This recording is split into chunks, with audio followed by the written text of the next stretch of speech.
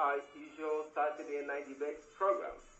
This is your host, Victor Thompson. Tonight, our debate program is an exceptional one. My invited guest is a very good Nigerian friend of mine and a brother too, Lanji Agoha, a motivational speaker, author, life coach, and language consultant. His book, How to Empower Yourself to Win, Discover Your Inner Strength, Empower Yourself to Perform Better Than Ever, is an inspirational one. It's with much pleasure that Lanji Agoha has accepted my invitation this evening to talk to us on this important issue, how to empower yourself to win. As I said earlier on, Lanji is a Nigerian, so our program tonight will be in English, and as usual, I'm going to talk to Lanji for about 50 minutes.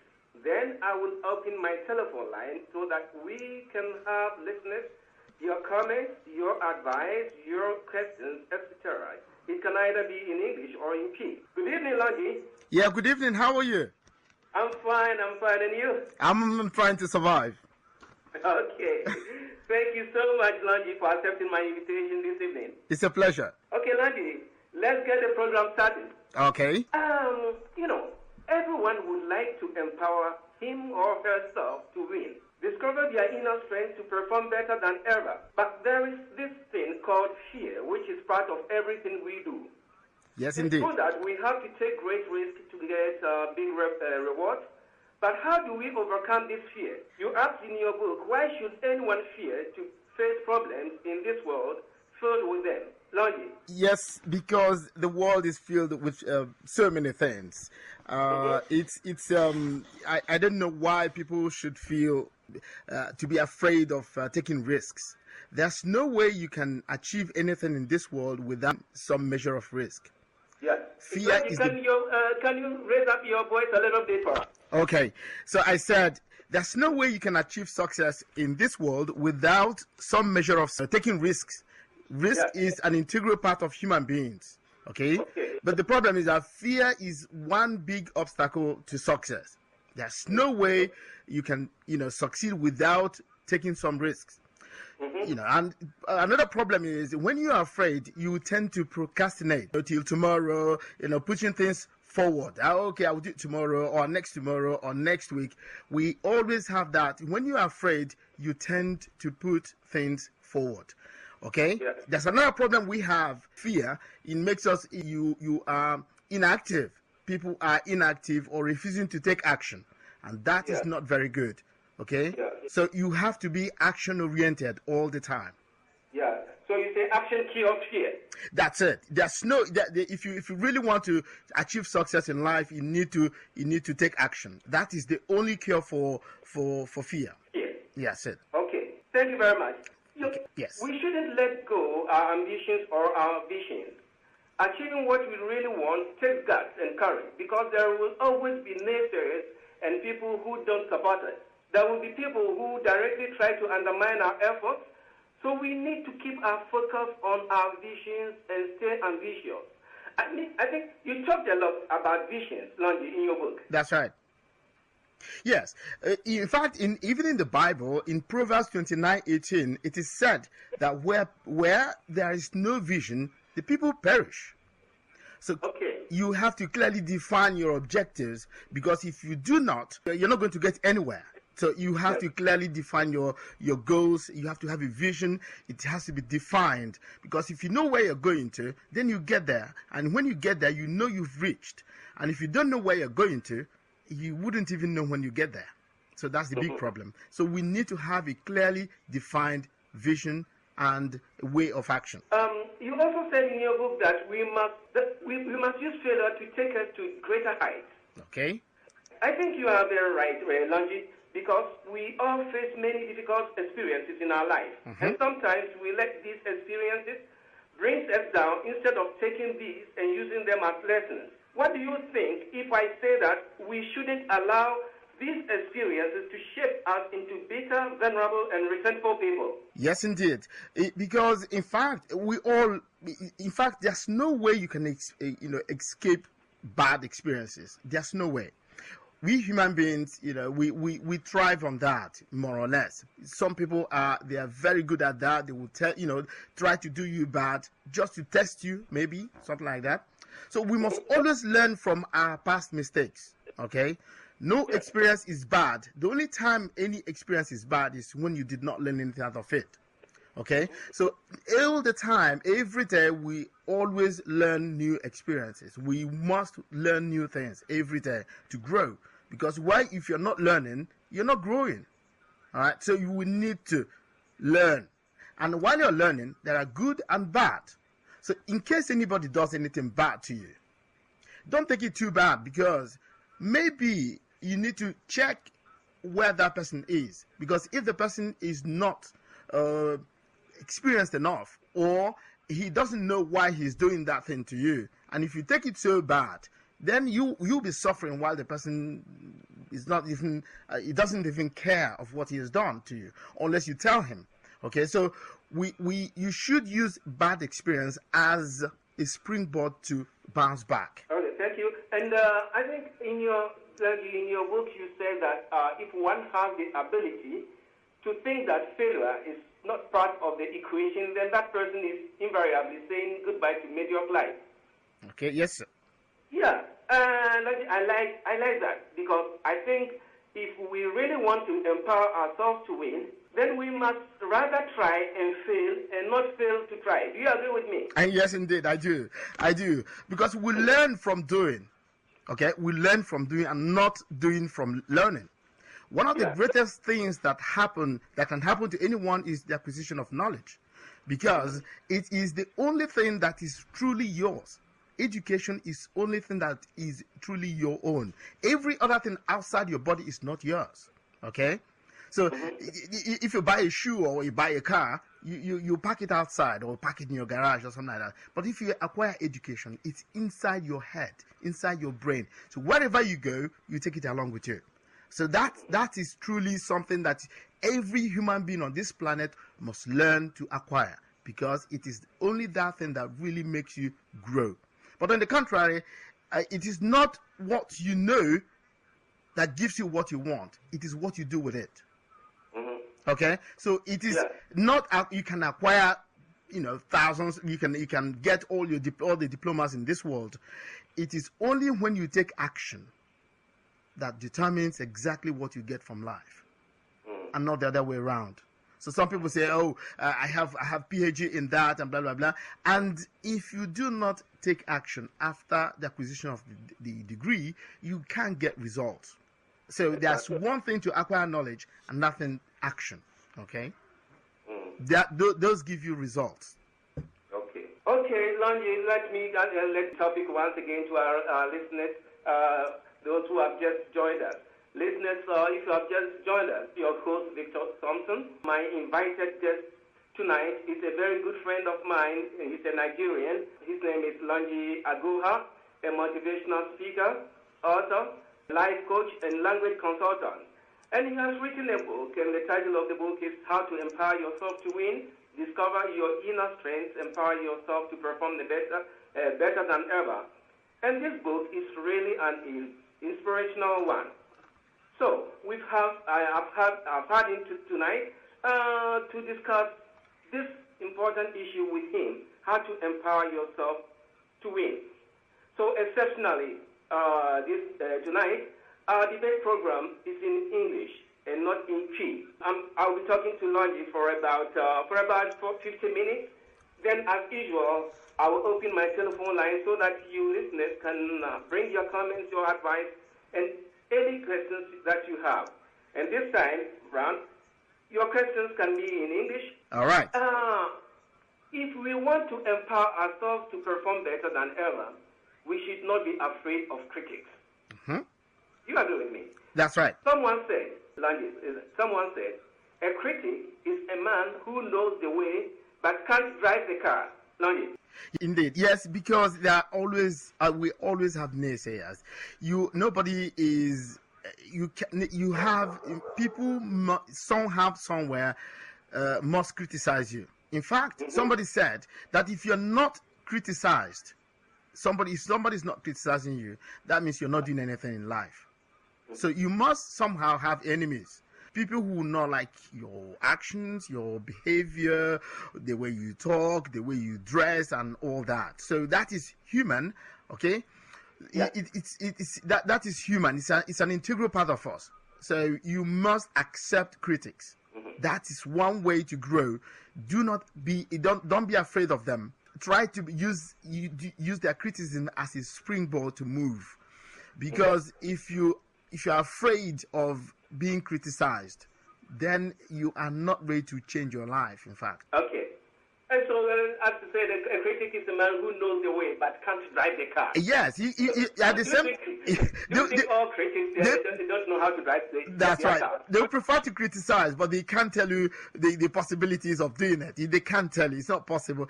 Because most of them are feeble-minded people. They are very weak people. In fact, people who criticize are people who are weak in their own right. Okay? Because those who achieve results are powerful people. They are go-getters. And so if you keep on listening to critics, you wouldn't go ahead. You wouldn't achieve success in life. So basically what you need to do is just close your ears if you can and keep on doing and keep on moving ahead. That's the only way you get results in life. And what counts is result and not how long and how far. That's right. Exactly. Look, Albert Einstein, this is what he said once: encounter violent opposition from mediocre minds. Yes. So I think one must not be too much surprised to encounter these minds when one wants to empower himself or herself. Okay. That's what you really want to say. Exactly. I said that is an integral part of human beings. You must be criticized. If you're not being criticized by people, that means you are certainly not doing anything. Okay? All you need to do is to know where you are going. If you know where you're going, please continue to go there. Continue walking. If you can't walk, run. Okay? Because that's the only way you get results. Results, they are the only thing that counts in this world. People judge you on results and not what people said about you.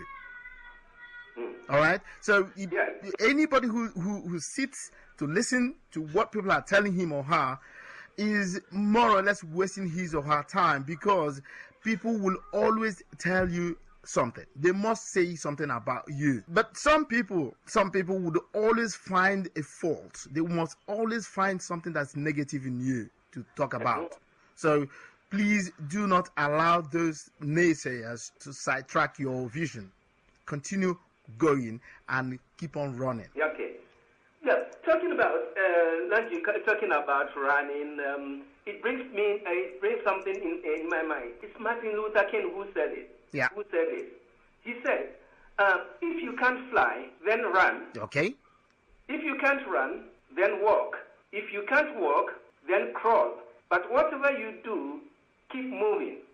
I mean, this is really a good one for self-empowerment, isn't it? Indeed. That's exactly what I have been preaching about. It is just that. You keep on moving and moving and moving. Please don't stop. All powers come from the inside. Everything you're looking for is inside you. You see, we have a tendency to look for problems or solutions outside. The solution to our problems is inside our head. And if you have that capacity, if you know how to search for solutions, you will get them right inside you. Stop looking for things outside. Stop looking for solutions outside. The solutions come from your inside your head. Inside your head. Okay? All powers come from inside every one of us. But our biggest problem is that we do not know how to gain access to it. That's the problem. See, that's our major problem. We do not know how to gain access to our head. See, we have our head, we have our brains, everything is inside it. You only know how to search for it. You get it.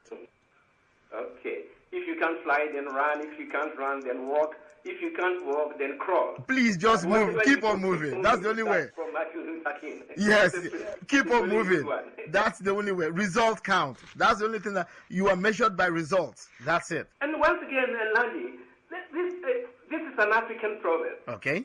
I don't know whether you've ever heard it. In Africa, an antelope wakes up It knows it must outrun the fastest lion or it will be killed. Every morning in Africa, a lion wakes up. It knows it must run faster than the slowest antelope or it will starve. Yep. It doesn't matter whether you are the lion or an antelope. When the sun comes up, you better be running. That's a good one, isn't it? Any comment on this? Lagi, have you ever heard this proverb? No, this is the first time, but this is arguably one of the best things I've had today. This is wonderful. Thank you very much. Yes. You are welcome. Yes, this reminds me of the power of work. Okay? Mm-hmm. If you can't work, it then means you are ready to fail or not living a life that you want. Work is the key, and the key is work. Mm-hmm. Everything you do on this planet revolves around work. If you're lazy, then you're not worthy to live. All right? You need to stand up and work, because that's the only thing that will make you free. Working is the key. That's the whole thing. But anybody who's lazy, wow, I don't know how you're not supposed to be lazy, because you are created to perform. All of us are created to live an abundant life. All of us. The problem is that we do not know how. And I am here to tell you how to create that abundance in your life. Just keep on working. That's one of the keys. Thank you. Okay. You're welcome. Yeah, Lanji, please. So I think you must. Okay, I'll try. Okay, Lanji, listen. The greatest pleasure in life is doing what people say you can't do. Do you agree with me if I say that? The greatest pleasure in life is doing what people say you can do. When people say you can do something and you do it. Yes. It's the greatest pleasure in life. That is arguably the greatest, because, in fact, there was a man who said, when people rise from adversity, the joy is boundless. All right? Mm-hmm. That is when nobody believes in you, when nobody believes that you can do this, and you are able to do that. Wow, it is boundless. It is boundless joy. In fact, you'll be so happy you might die of it. But I'm just joking there. But it's when you believe in yourself 100%, because success revolves around self-belief. Believe in your capabilities and your powers. Whatever anybody thinks about you would not touch you. All right? So it is that deep down belief of your personality, what you can do, the powers you have, your intelligence, and everything that God made out of you. Okay? All of us are created for a purpose. In fact, somebody said there are two important dates in a person's life: the day you were born and the day you discover why. That's it. So if you know why you were born, wow, that is the beginning of success. Try and discover why you came into this planet. There must be a reason for your creation. God did not create you just to come here and eat and move away. There is a reason for your creation. Try to discover what it is. That is when your power will start shining. Because all of us, most of us walk aimlessly because we do not know exactly why we are here. So if you discover exactly why you were created in the first instance, then you begin to do that for which you were created. You begin to shine. In fact, let me give an example of someone like Michael Jackson. When he discovered that he is a good singer, I don't need to tell the world who Michael Jackson is. Everybody we think today is an artist or somebody who is the best in the world. These are people who have discovered why they were created in the first instance, and that's why they became the best in whatever they are doing. So the day you were born, that's one, and the day you discover why. Thank you very much. As you can see, he's a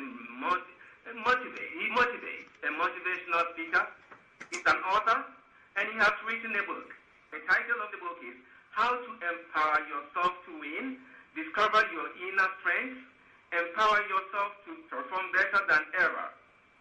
And this evening, I'm talking to Logic about this important issue, how to empower yourself to win. It's really, really important. This, as I told you, is a real motivational speaker.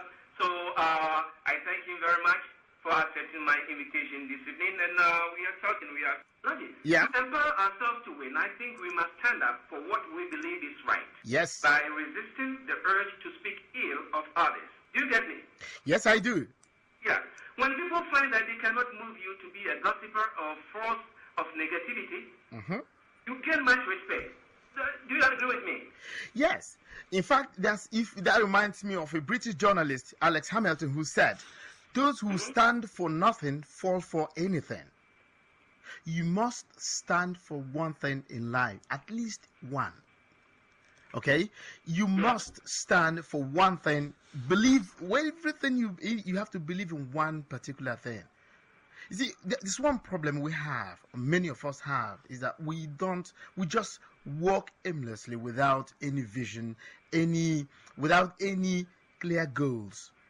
There is no way you can achieve success in life without goals. At least one. You need to walk towards a particular goal. Let's take an example of a ship.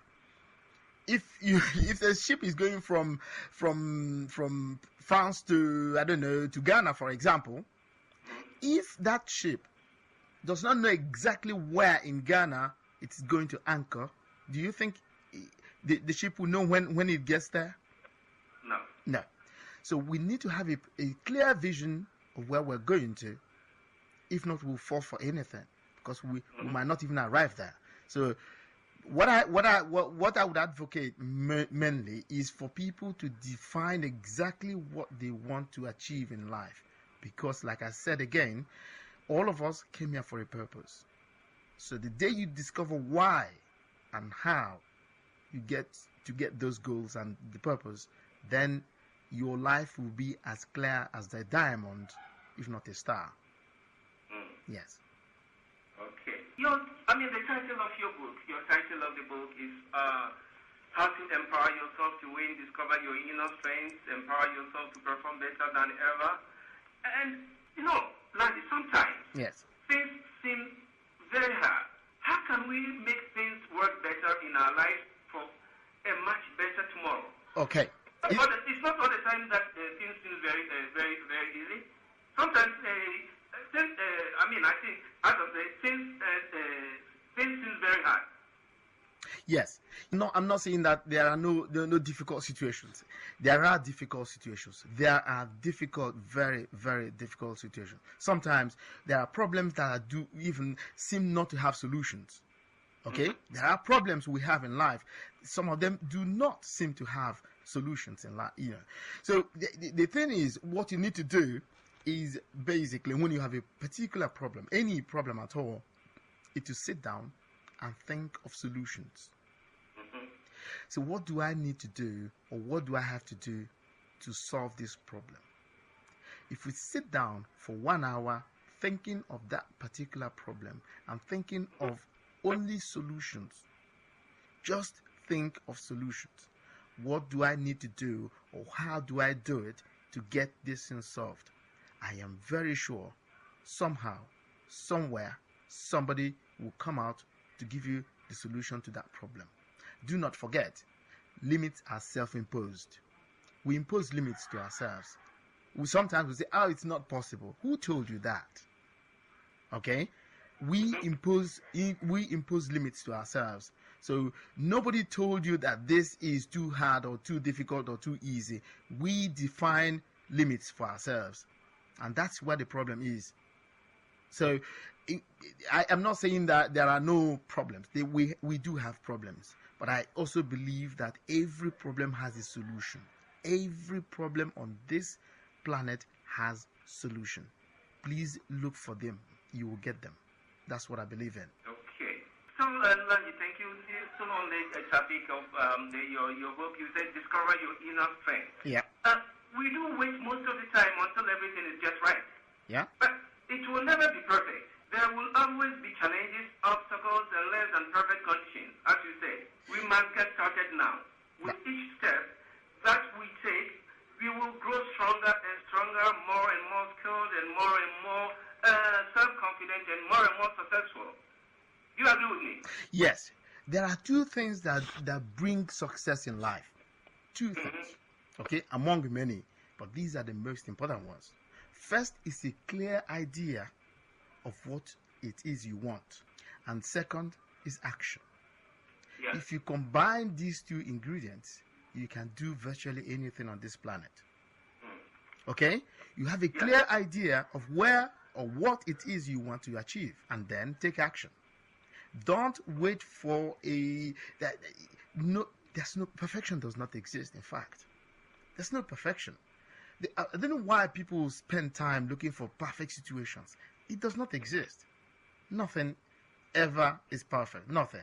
All right. So the question is having a clear idea, really, really crystal clear.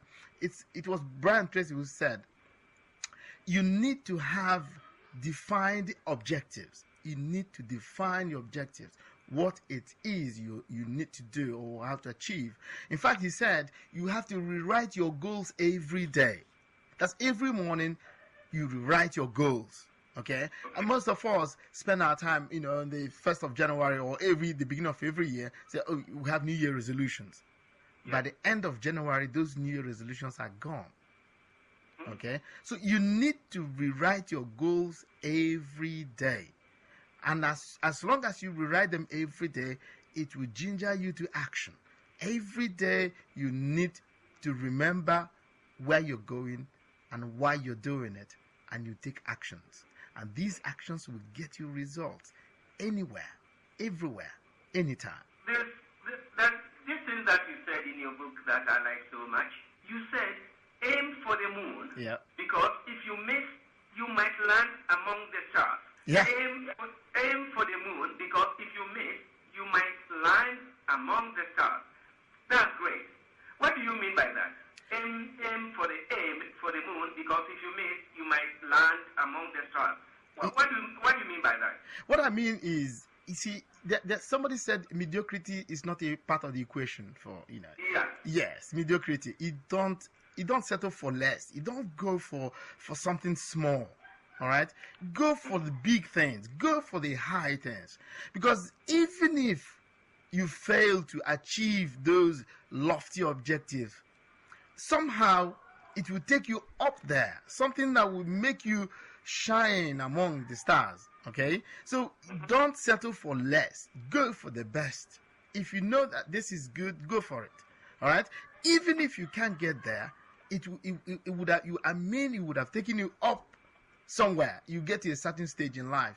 So if you aim for low things, you wouldn't even fly. You can't even fly. All right. But if you aim for the sky, you would have at least lifted yourself off the ground, and that is something nice. So it's always good to aim for the stars, because if you aim for the moon, it's so that if you miss, you will land among the stars. Yeah. That's right. I really like this. I really like this saying of yours. Aim for the moon, because if you miss, you might land among the stars. Yeah, that for me that is so good, because I remember that all the time. So I always aim for the best. I'm always looking for the best in life. Okay, even though I know inwardly that I might not get it, but at least the fact that I'm aiming for the best, somehow I'll be rubbing shoulders with stars. You see? I mean, the world belongs to the risk takers. And you cannot make omelets without breaking eggs. That's right. Yeah, you said this in your book too. You said you cannot make omelets without breaking eggs. Yes. This is can you give us more details? More details about this. What did you mean by that? Okay, let me give you a quote by T.S. Eliot. Only those who will risk going too far can possibly find out how far one can go. All right, so if you there's no way there must be a price for anything. We always pay the price for things. The problem is that people want things, but they do not want to pay any price for them, and that's very, very bad. If you want riches, if you want to be a famous man, if you want to be popular, if you want to be known by everybody, remember that the price to be paid is that restlessness. I mean, wherever you go. I remember one day, it was Madonna the pop singer, who said one of the biggest things she misses in life is the fact that she cannot go down, she cannot go in any shop to shop like any woman, in fact. Okay, so the price she's paying is for her popularity is that she cannot walk like anybody, just an ordinary woman, or that kind of thing. So that's the price. Look at the price Michael Jackson paid for his popularity. Okay, these are extreme cases I'm giving you, but we are bound to pay prices for anything we get in life. So you cannot get things without, you cannot make eggs without breaking, you cannot make omelets without breaking eggs. That's what I said. And that's the meaning of that. So there must be a price to be paid for anything you get in life. So what you need to do is, if you want riches, if you want fame, be careful. There's a price tag coming with it. Exactly. Yeah. Exactly. Problem. All right.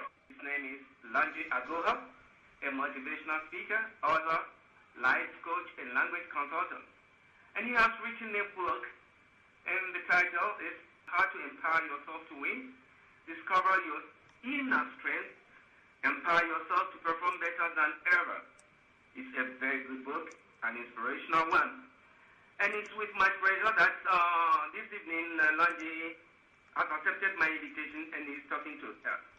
We are discussing this very important issue, how to empower yourself to win. If, for example, if someone wants a copy of your book, yes, How to Empower Yourself to Win, Discover Your Inner Strength, Empower Yourself to Perform Better Than Ever, I think the person can get you on... yes, you can give my email address. It's agohalonji, it's AGOHALONGY at yahoo.com. Agohalonji? Yes. At yahoo.com. That's right. Agohalonji, AGOHALONGY at yahoo.com.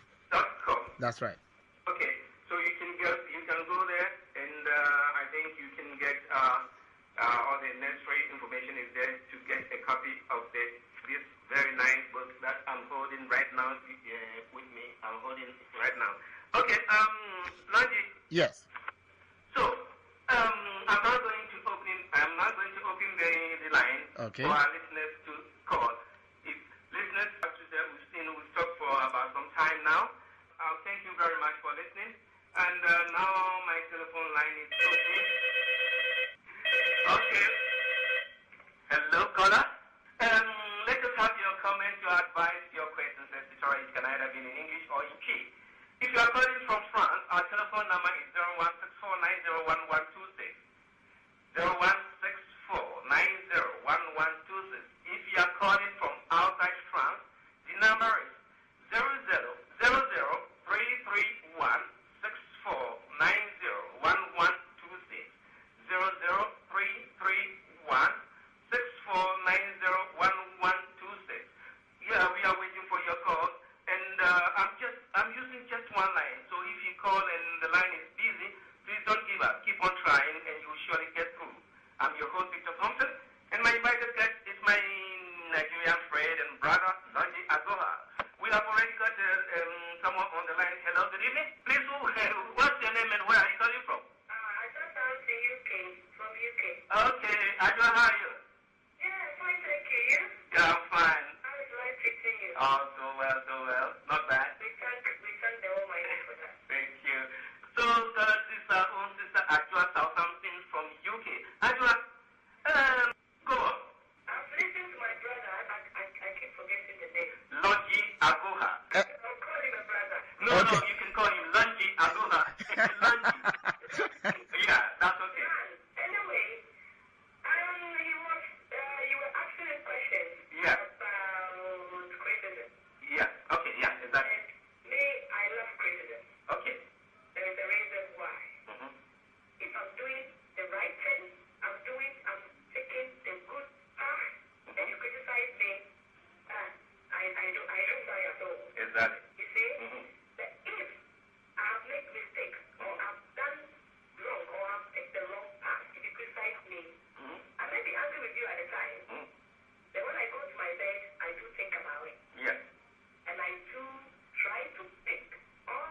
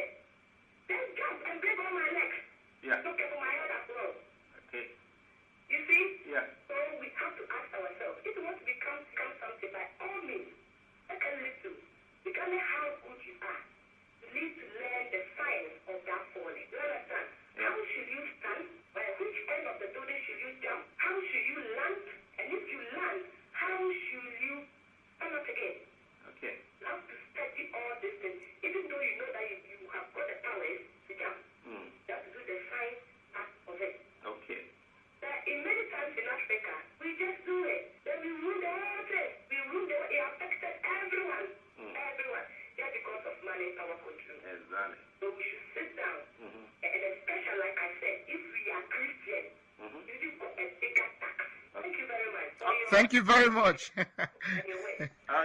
Okay. One more thing. You remember you were quoting about you were quoting him. Yeah. You know the time he made a dark quote. That was the time the black slavery was so hard. Okay.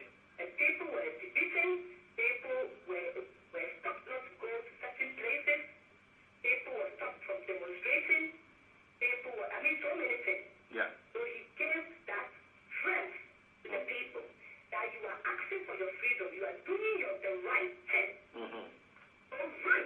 If you couldn't run, walk. If you couldn't walk, crawl. Yeah, See? Manuel Zakin. Yeah. He gave those words to them for them to be strong. I think we must understand that there are no failures, just experiences and our reactions to them. Yes. I know you agree with me, Lanji. Yeah, I do agree with you. In fact, we only learn by doing, because if you don't do it, that's why we practice. Footballers, they go every day to practice and practice and practice, and it becomes a second nature. And just like education, you have to read and read and read and read. To an extent, you begin to know your subject without the books. So we learn by doing. All right. So there's no way you can do something in this world, or you say you fail once and say, "Oh, that's the end." No, it's not the end. You just have it's an opportunity for you to do it in another form or in another way. So we always learn by doing. Succeed in life. Be careful. You will fail many times, but you can succeed. That's the main thing.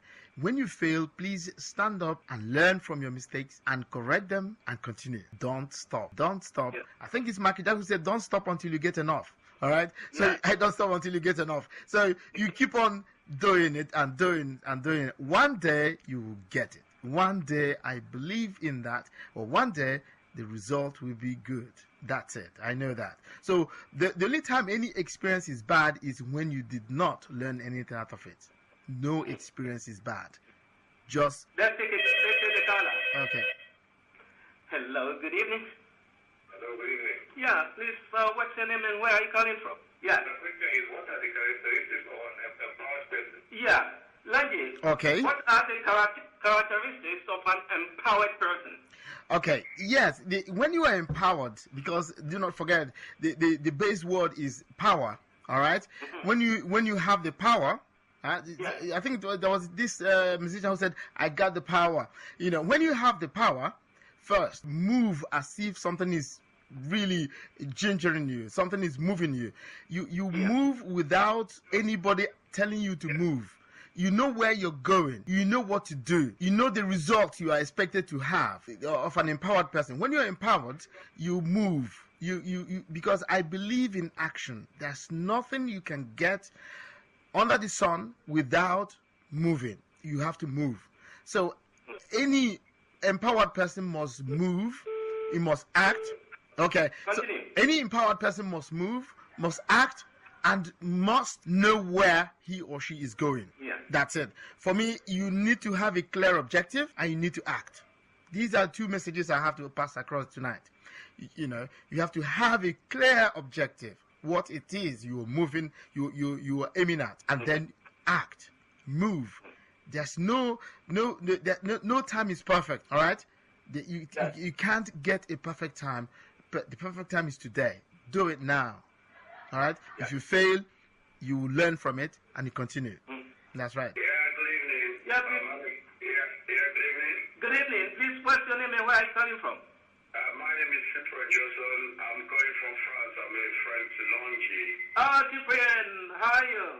Fine. I've been listening to the wonderful conversation. Thank you so much. Thank you so much. Yes. Okay, listeners, this is Cyprian Johnson from Chartres, France. Cyprian. What Longy is trying to say in his book, How to Empower Yourself to Win, is because there are so many people around the world, and I can say even in France here, that are on their knees. So I think coming to answer the question, how can you empower people? It all means the other way around. If I should ask another question that can help, that can break down that strong question, should Exactly. With your book. Okay.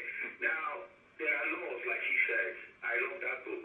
Now, there are certain laws that govern success, and success is relative.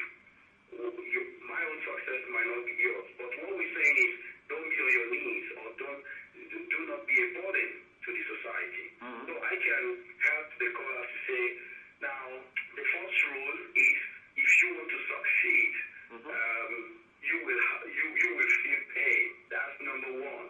Number two, you will cry before you get whatever you want to get. Exactly. You see, because Longi has said it in his book, you must be focused. You must remain focused. You see? Now, number three, these are the laws that help you to succeed at your own level. Because I had also the other lady, the fourth caller, who measured success with riches and so on. It might not be riches, it might be so many other things that we have. Success is very difficult to define. Much depends on the person who says, I have succeeded. Now, coming to the thought is you will lose your friends. That's correct. That's where critics come. Some will give you the positive ones, some will give you the negative ones, some are just there to jeer at you. So it's a road full of thorns. That is what, but you have to be determined, and you have to be strong mentally. Now, number four is your family will discourage you. A good number of people around you will say, that man is a dreamer. Now, everything starts with a dream, even with a laptop or what. Now, the fifth one is people will hate you for no reason. That's just correct, because you don't look like them. And again, based from Longi's book, that's the title, which I like so much, is How to Empower Yourself to Win. A good number of people, it's just like in a race. The other one is you will almost talk yourself out of it. How do I empower myself? Now, how do I empower myself intellectually? How do I empower myself spiritually? How do I empower myself so that I will not be a burden to the society? How do I empower myself so that I will protect my family, if you want? How do I empower myself so that I will keep my self-esteem, which is very, very important. Now, we are talking about the road to success. And I think his book, if another title should be given to it again, because I saw when he started writing this book, it's empowerment means to succeed does not mean you have a lot of money. We have, like I've mentioned, there are different types of success, and it's very relative to the person concerned. Now, book is a very interesting book. Which, he's a very good friend. Some of your listeners will see that I sound like that. Because I've seen him, he lives. He's very practical. Longi, and he lives up to his book. It's not just talking about it. That's what he does. And then he wants to share it with many people around the world, and even, especially in France. It's a type of awakening call, if you want. So that's all what I want to add to your program. You use the opportunity to thank my good friend Spreaker. He is really, really an empowered human being. Very, very empowered, and really an epitome of what I wrote in my book. Let's take it. Hello, good evening. Hello, good evening. Yeah, please, what's your name and where are you calling from? We could see that our level of education tonight. It's Lanji Agoha. You can listen to him, but you may never know where to start from. Because you never had the appropriate training. Like this Western world, any solution person got some levels of education. We can't empower ourselves to win if we go through life waiting for things to happen instead of making them happen. Do you agree with me? Yes, people have to initiate actions. Manners do not fall from heaven. They do not. Or gone were the days when manners fall from heaven. Those times are gone. All right. So you have to make the world. You have to make your own world. You cannot fold your hands and expect miracles to happen. You make miracles every day by your actions. So what I advocate tonight is action, action, action.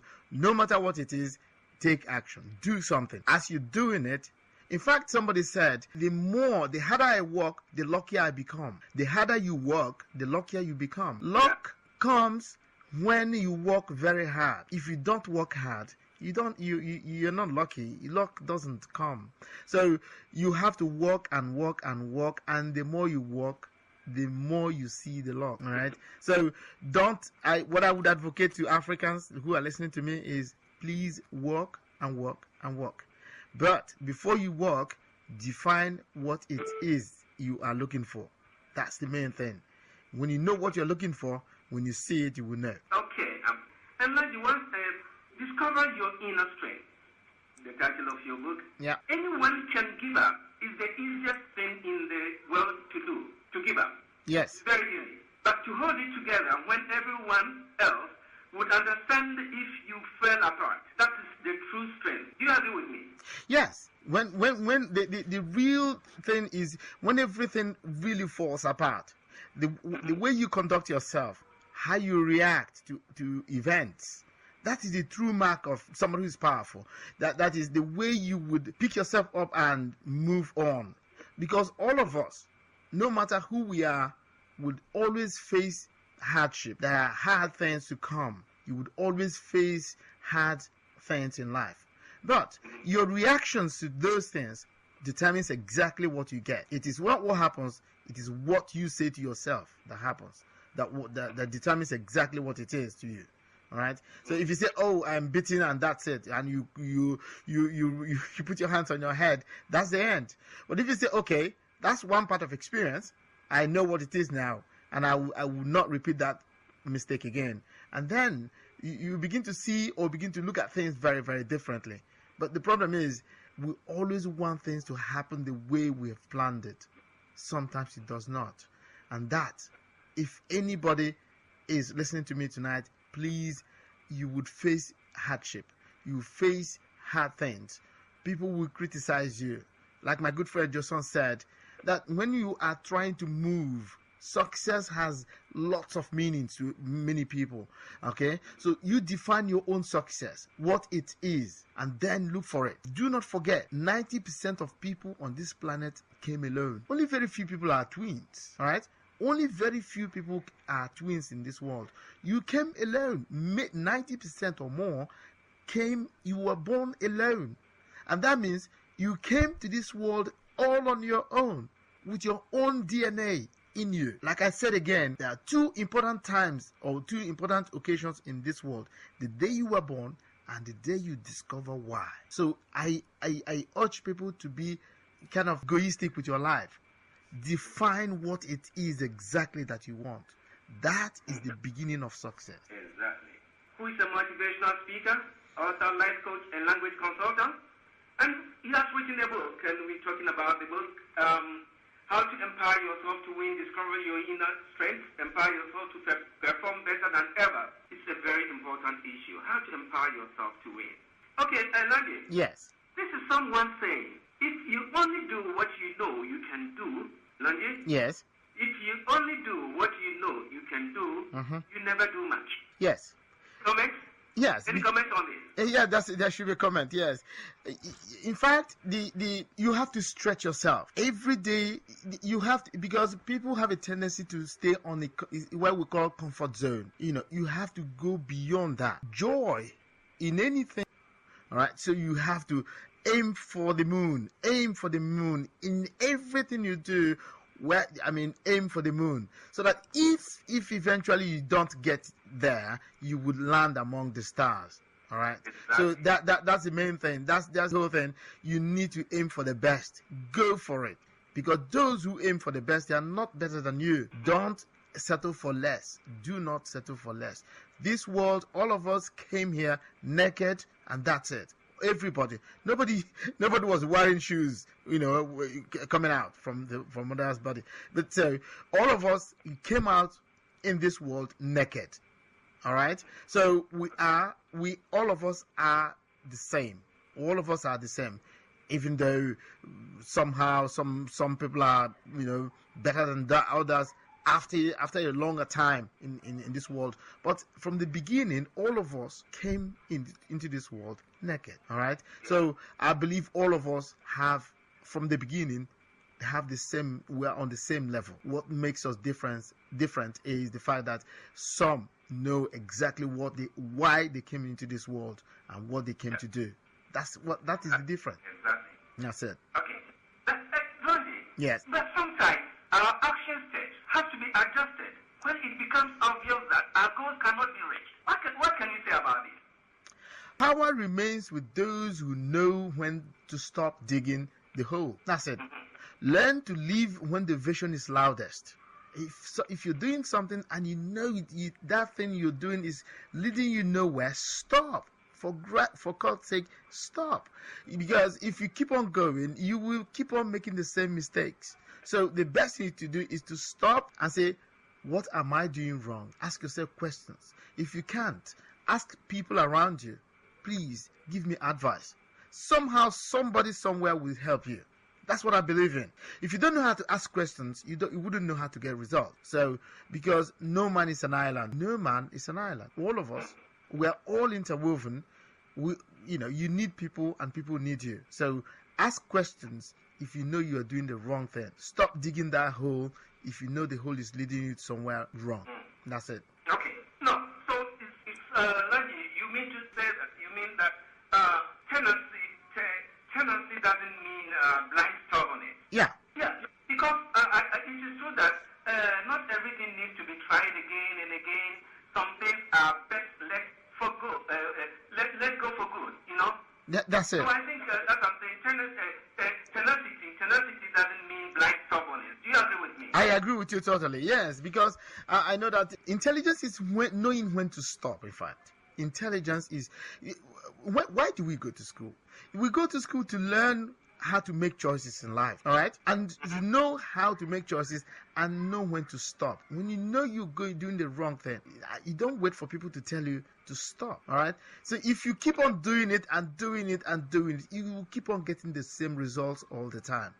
And if you keep on getting the same results, my friend, stop, okay? So, because life, like I said, we're here to grow. Everybody came to this world to make a difference, to grow. And if you know you're not growing because of somebody said, all that you have today is a sum total of all the decisions you've taken before today. Everything you have today is a reflection of your actions and decisions 10, 15, 20 years ago. Yeah. All right?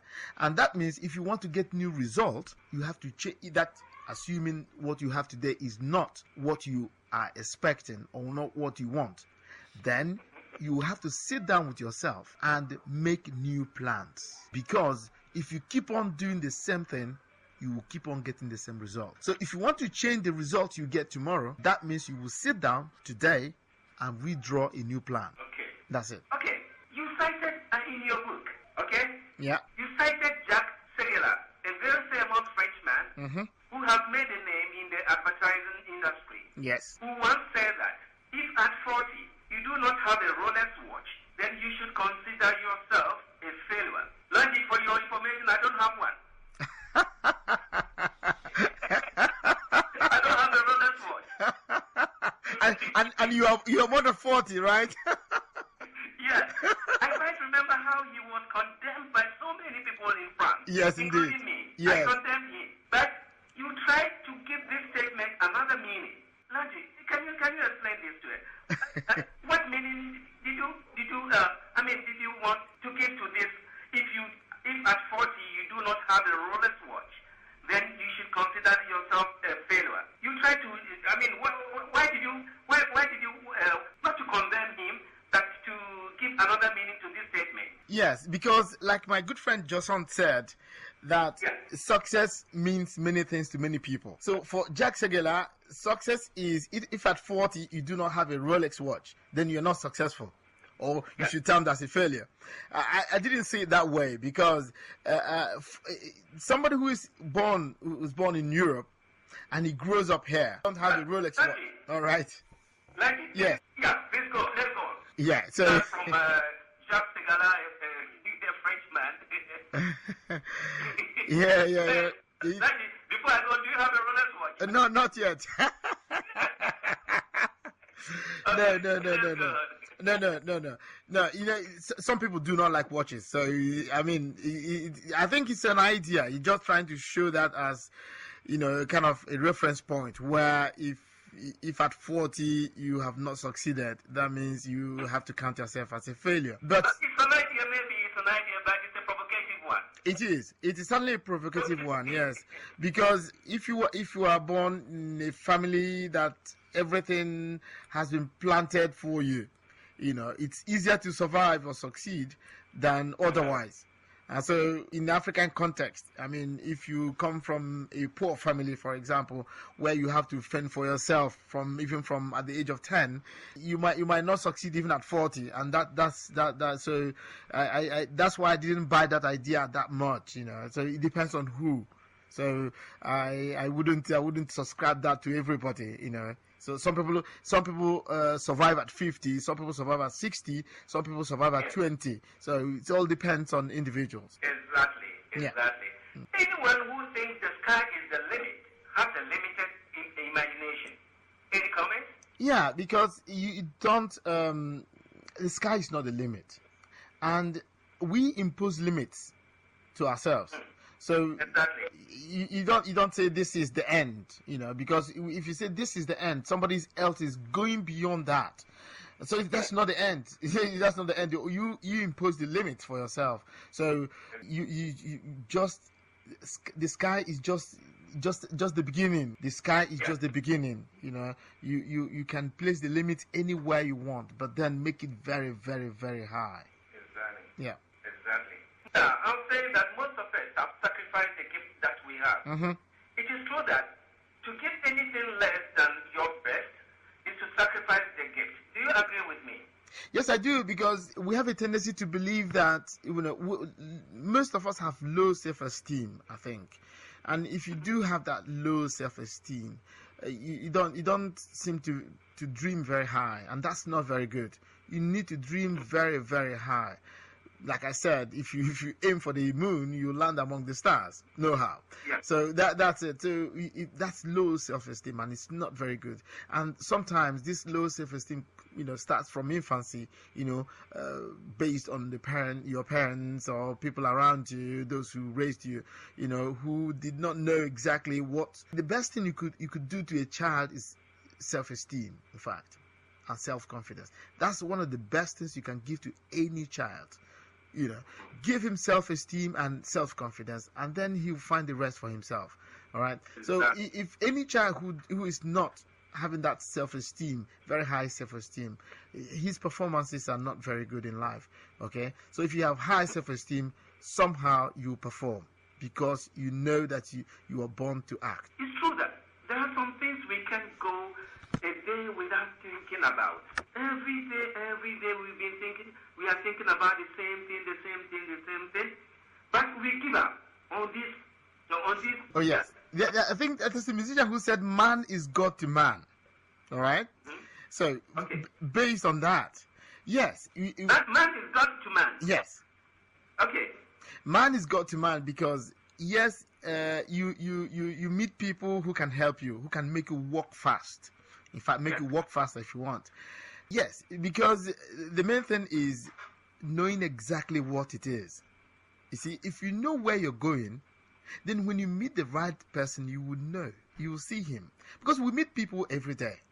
But because we don't know exactly what we want, even if we meet the right person, we wouldn't know. Yes. Okay? So, the first... You may say that sometimes we have the opportunities just around us, but we can't see them. Yes, indeed. You see, what you... Let me tell you, somebody once told me that, for example, Andy, if your wife is pregnant, for example, you can see many pregnant, you always see only pregnant women around you. Yes. And if your wife, for example, your wife is not pregnant, you don't even see them. Yes. And let me tell you, let me give you a little story. Somebody bought a car. He bought a Mercedes-Benz. And after 1 week, he started seeing Mercedes-Benz everywhere. So what I'm trying to say in essence is, if you know the thing you're looking for in Jamaica is just by the corner. It is just for you to know exactly what it is. It is true that I said man is God to man. Our brothers keepers, if you know exactly what it is you're looking for, when you see the person that will help you, you will know. I believe that. I believe that if I know exactly where or what I'm looking for, when I see the person who's going to help me, that is God sent human being. Okay, God sent human beings. You will know. For example, let me give you a friend of mine, Johnson, who just called. When I met him first, I was looking for somebody who's going to help, who would help me to. I was looking for an editor, a publisher, kind of, and he just came out from nowhere and said, "Listen, I know somebody who can help you do this," and that was it. So it was very, very, very. I was looking for it everywhere, and it was just by the corner for me. All right, and when I saw him and we discussed about it, it just went like, it just went. So I'm only trying to say that when you are ready, when you are clear with what you're saying and what you're doing, you will see people who would help you. Where we have difficulties in life is when we don't know exactly what it is we're looking for. And so it's very, very difficult to see the people who would help you. And that's when you say, hey, there's no luck. No, there's luck in the sense that when luck meets, clear objectives, then it shines like fire. We have no future if we only respect the past. Lanji, do you agree with it? Yes. Some people will tell you that history repeats itself. Yes, if you did not learn anything from the past mistakes. People will always tell you, the way of repeating itself. Yes, it does. Because if you didn't change what happened the first time, it will come back again. Learn from past mistakes. You have to learn from past mistakes. You see, when you make a mistake and you didn't change or you didn't learn anything out of it, it will come back again. All right? In another form. But it will come back. But if you learned something out of what you happened to you the first time, it wouldn't come back. Even if it comes back, it will come in another form. But at least this time it will change. All right? So we have to learn from our past mistakes and then move on. Okay. Thank you. I think everyone has the opportunity and the responsibility to make the most of our unique talents, ability, and healthy energy. Making excuses and blaming others or circumstances cannot take us very far at all. Ultimately, it's about drawing on your inner reserves, finding and using our real strengths, and making the most of what we do have, rather than worrying about what's missing or what harmed you in the past. That can empower us to win. Do you agree with me? Yes, I do. Because I believe perfection does not exist. We always look for perfection. It does not exist. It doesn't. Our greatest strength lies inside ourselves. Our greatest strength lies inside ourselves. It is our duty to discover what it is and act. No more, no less. You see, if you don't look for solutions outside yourself, you wouldn't get them. Look for solutions inside first. Start from inside and start going outside. If you start from outside before you come in, it wouldn't go. Everything starts from inside. Because do not forget, God made you a whole human being, gave you all the strength, all the intelligence. It is left for you to discover where they are and then act. That's for me that is it. You don't look for solutions outside yourself. It doesn't work. If you know who you are, then that is the beginning of success for you. You need to discover exactly what you came to this planet to do, what it is. Okay? If you don't do that, no. And you really have to know who you are. Self-discovery is the beginning of wisdom. Okay. Thank you very much, Lanji. And my last question for tonight. Okay. I think life is an amazing gift to those who have overcome great obstacles. And attitude is everything. Lanji, do you agree with me? Yes. And let me let me quote Booker T. Washington, who said, "Success is to be measured not so much by the position that one has reached in life, as by the obstacles which he has overcome while trying to succeed." So whatever you do on this planet, try to face obstacles in life. These are the true measures of people who succeed. Weak-minded minds do not face obstacles. Only the strong survive. So if you want to survive, face obstacles. Because somebody like Obama, President Obama, if he did not face obstacles, he would not have gotten where he is today. All those we claim as, people who are powerful, millionaires and all that, these are people who faced obstacles in their lives. So the only way to reach the top is to face obstacles. If you don't, then you remain on the ground floor. Do not forget, it is only everything.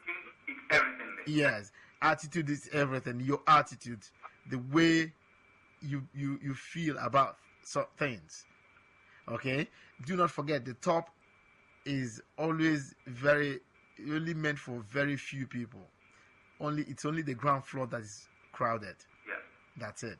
Okay. Agoha Longy at yahoo.com. That is Agoha, A-G-O-H-A, Longy, L-O-G-Y, attached at yahoo.com. Yahoo, Y-A-H-00 and O-O.com. okay. People can also reach me on my Facebook page. You said what? I said people can also reach me on my Facebook page. Just say Longy Agoha or Agoha Longy. You can also get me on my Facebook page. So if you want the book, just write and I'll send you one. It's only 12 euros. It's not very expensive. All right. So before I leave, I'll only say these few words. Determine what you want in life. Determine the price you have to pay to get what you want. Failing to plan means you are planning to fail. Thank you very much. I was just about to ask you, how was your day today? So yes, so tell me exactly what to write so that or how to write it in short. Just tell me exactly how to coin it so that I can be able to so that I will send it to you. Maybe first of all you do the introduction. Yeah. Yes. Then you request for permission to hold a summit or a conference with the students in French. Mm-hmm. Yes, with the books that you're going to sell. Okay.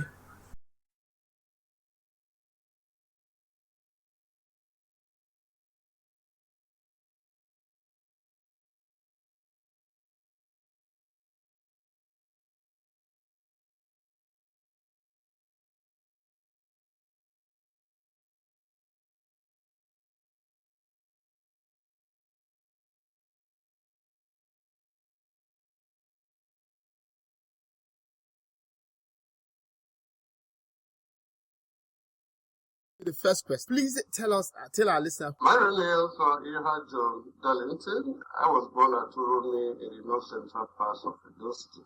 3 years of formal education, culminating a master's degree, partly at then Edo State University, Ekoma, and Ahmadu Bello University, Zaria. I'm coming down from ABU, Zaria, and in my capacity as a manufacturer, I have an ultra-modern mineral water. Wow, that's you are a man of many parts, if I could start with that. Sure. Okay, very good. So how did you move from being a businessman into magazine? How did you make that change?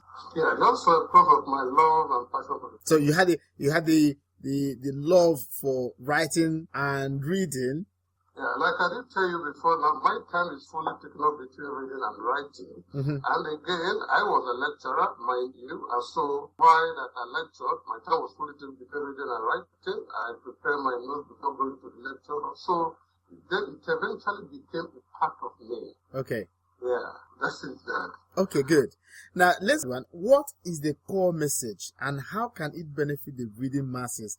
The magazine you're about now. What is the core message? What's the main information here? The message of our magazine is built on the maxim, know thyself. Know thyself. It shall further serve as a medium or provide a platform for discussions of communication issues. To educate the inquiring mind of their constitutionally protected rights, I did tell you before in the course of our discussion. Tell us how we can get access to this magazine. How do we? Do you have a hardcover? Do you have a hard copy? Is it online? It is simple. If you want to get access to this magazine, it is simple. There are two things you will do. And just type www.nigerian.com, then it comes into view. Then you click on the news, and eventually it takes you straight to the news platform where you can read the news and do whatever you want to do there. Provision so you can make comments, and that's all. Then again, we're going into the hard copies. Of course, this is going to be our the middle edition will be coming anytime now. We're coming up anytime now. Mm-hmm. And we have the domain that has just been prepared. I'm going to have the domains delivered to the National Conference Commission, Abuja, Nigeria. Of course, and the medium copy is going to follow.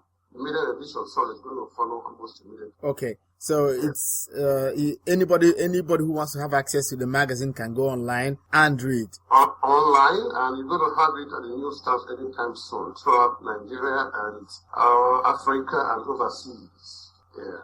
Okay, that's very good. There's another thing, like I said, that really intrigued me when I saw your magazine, when I saw your features online. You said you have a Nigerian dream. What is it? What's the Nigerian dream? That we have a Nigerian dream is not in dispute. It's not in dispute. And these borders, like I told you before, on sowing the seedlings of transformation. You see, Nigeria as it is today suffers from too many problems. You know as well as I know that life in Nigeria, in fact, at times are bad in Nigeria. Nigerians suffer from too many problems, and this range from their individual complexity to frustration factor. You have the poor, you have the common wage earners.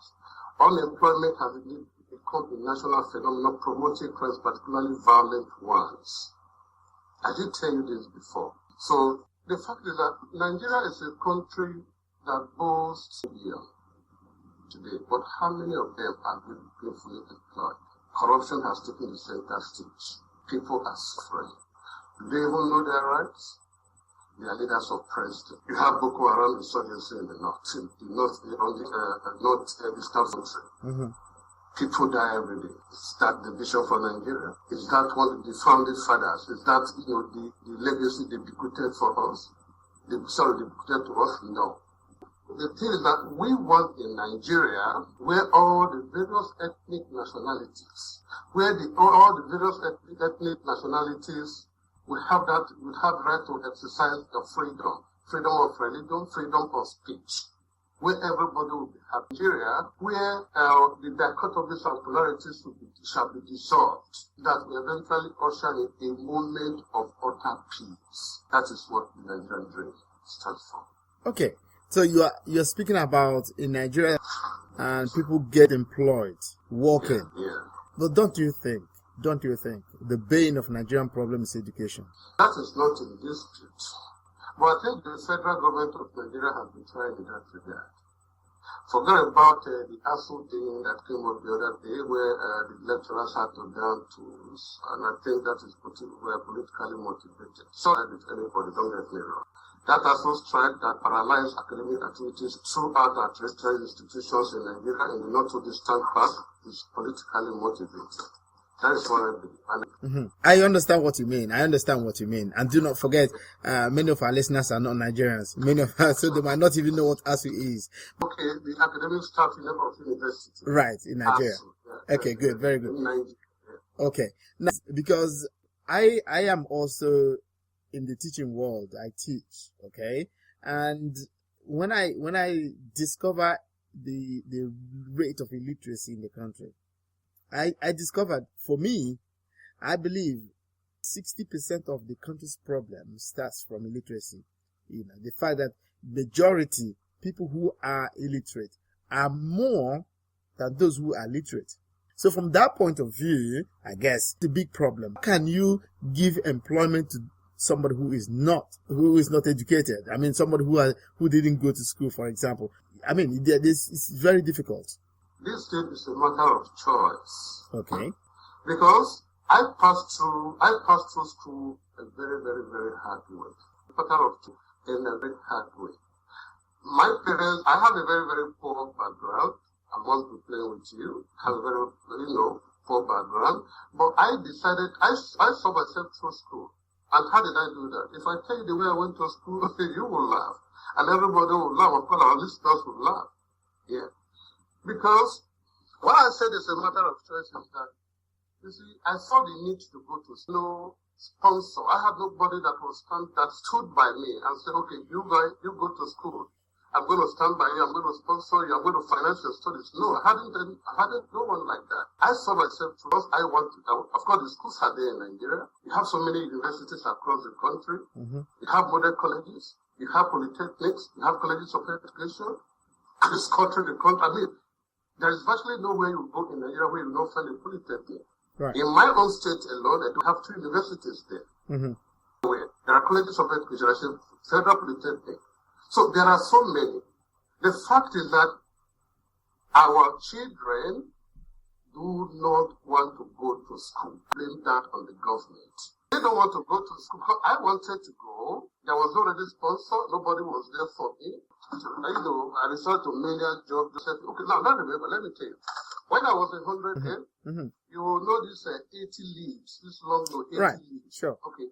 Use the notebook I use for 8 courses. Wow. So that is what I depends on your.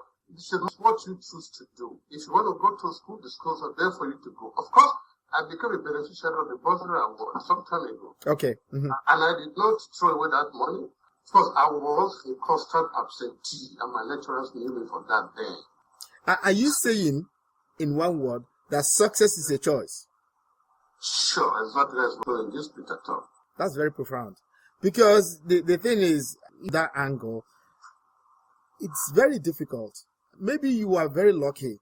I don't know if I could put it that way. That you mean I'm lucky? Let me put it correctly. Yeah. What I'm trying to say, luck here is the fact that you knew from the beginning that school is very important.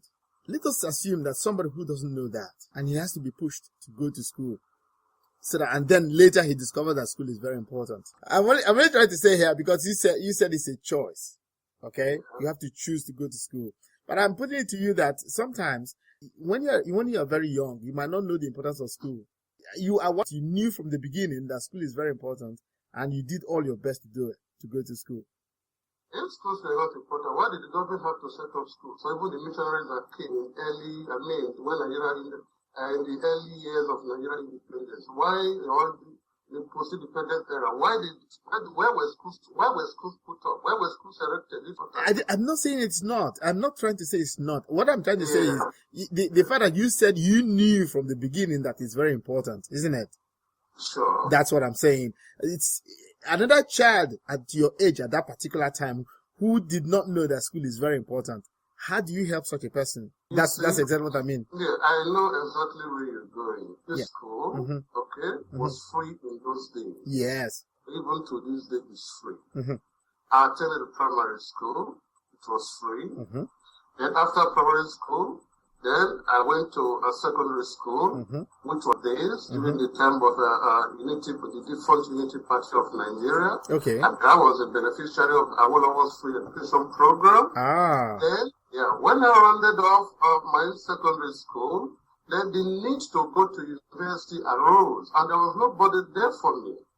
Mm-hmm. All my mates probably are children from, whose parents were well off, went to university, and I saw the need.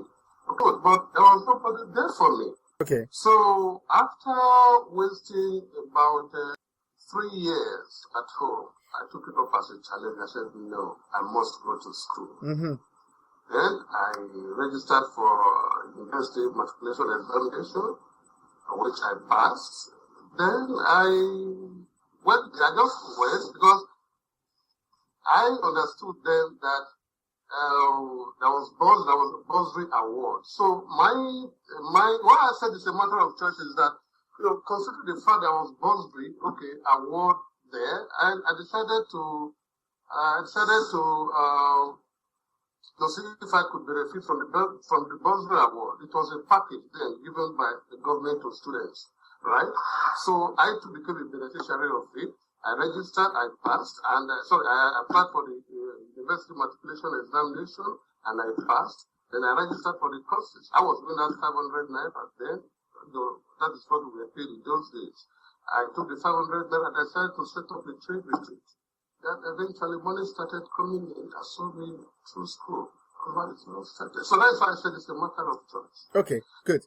So let us say you are a self-made man. Exactly. All right. Yeah, sure. There was nobody there for me. I can tell you, frankly, there was nobody there for me. I didn't on that radio. I saw myself through school. I financed my studies. Everything. I did it for myself. Wow. That's great.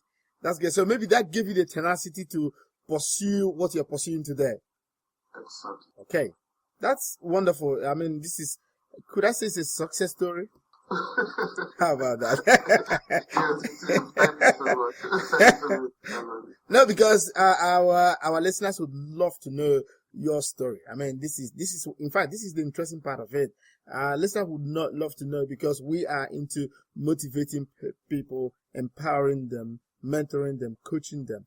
And I'd like to give voices to people like you who have made it somehow in spite of all the difficulties. And could you tell our listeners the recipe? I mean, what is it? It's somebody who is listening to you today, who is somewhere in Lagos and who doesn't have anything. What do you need to tell him? Determination, they often say, is the key to success. Once you are determined to achieve a particular thing, and you put effort, nothing is ever going to stop you. That was exactly what I did. Okay. I practiced, several self-denials, so many self-denials, just to see myself through school. You see, everything revolves around determination. Whenever you are determined to do any particular thing, nothing stops you. It's just like trying to jump, to stop a moving train. No, it is not possible. So, I was determined, to go to school, and I was determined to go to school. I put in every effort. In spite of every agonizing distraction, I made sure that I pursued it vigorously and I succeeded. This podcast was brought to you by the Motivational Radio France with their host, Lonjago in Paris.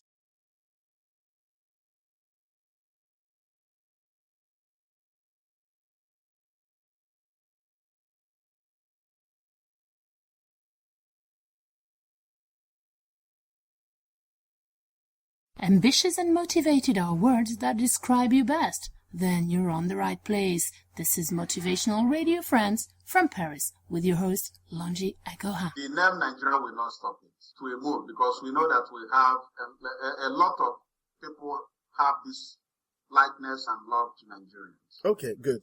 Now, let me go into something else. Now, let's go into the magazine proper. The contents, the magazine. What do you deal on especially? Politics? Economics, business, social affairs, what is it? You see, we touches all these aspects that you have mentioned. We don't focus on any particular one. We talk on politics, we discuss business, we discuss sports, fashion, whatever. You understand me? Yeah, I do. But don't you think, because I believe that a magazine, if any magazine, is supposed to be focused on one or two things. So that you have a followership, more or less. People who are specialized in a particular thing. If it is politics. For example, let us take an example of Newswatch in Nigeria. Newswatch is all about politics, that kind of thing. If you go into politics, business, current affairs, and all that, do you have a specialization? No, we have a specialization, irrespective of touching all aspects of it, is on politics. Okay. Now you're talking. Because it's on politics. Because our problem down is basically politically. Yeah. So we want to have a constructive criticism whenever it arises, and to address most of the problems that we're having on ground, down home.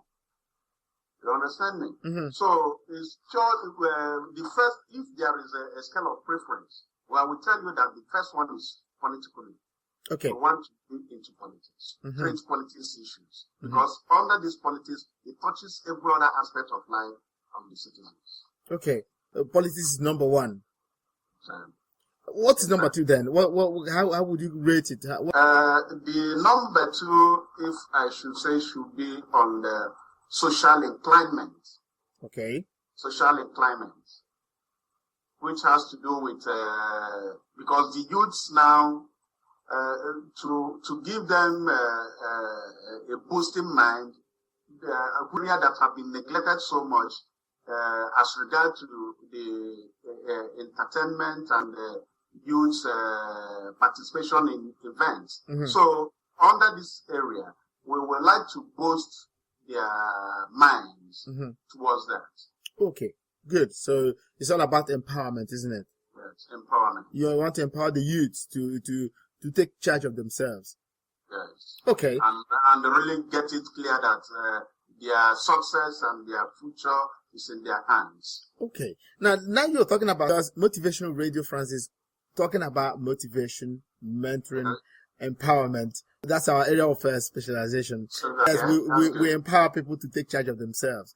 Now, how did Wefi, excuse me if I did murder your name, but how did you come up to this stage? Tell us the process so that our listeners can really picture, if they're not even seeing you, but at least they will get a picture of how it came. Who is Wefi?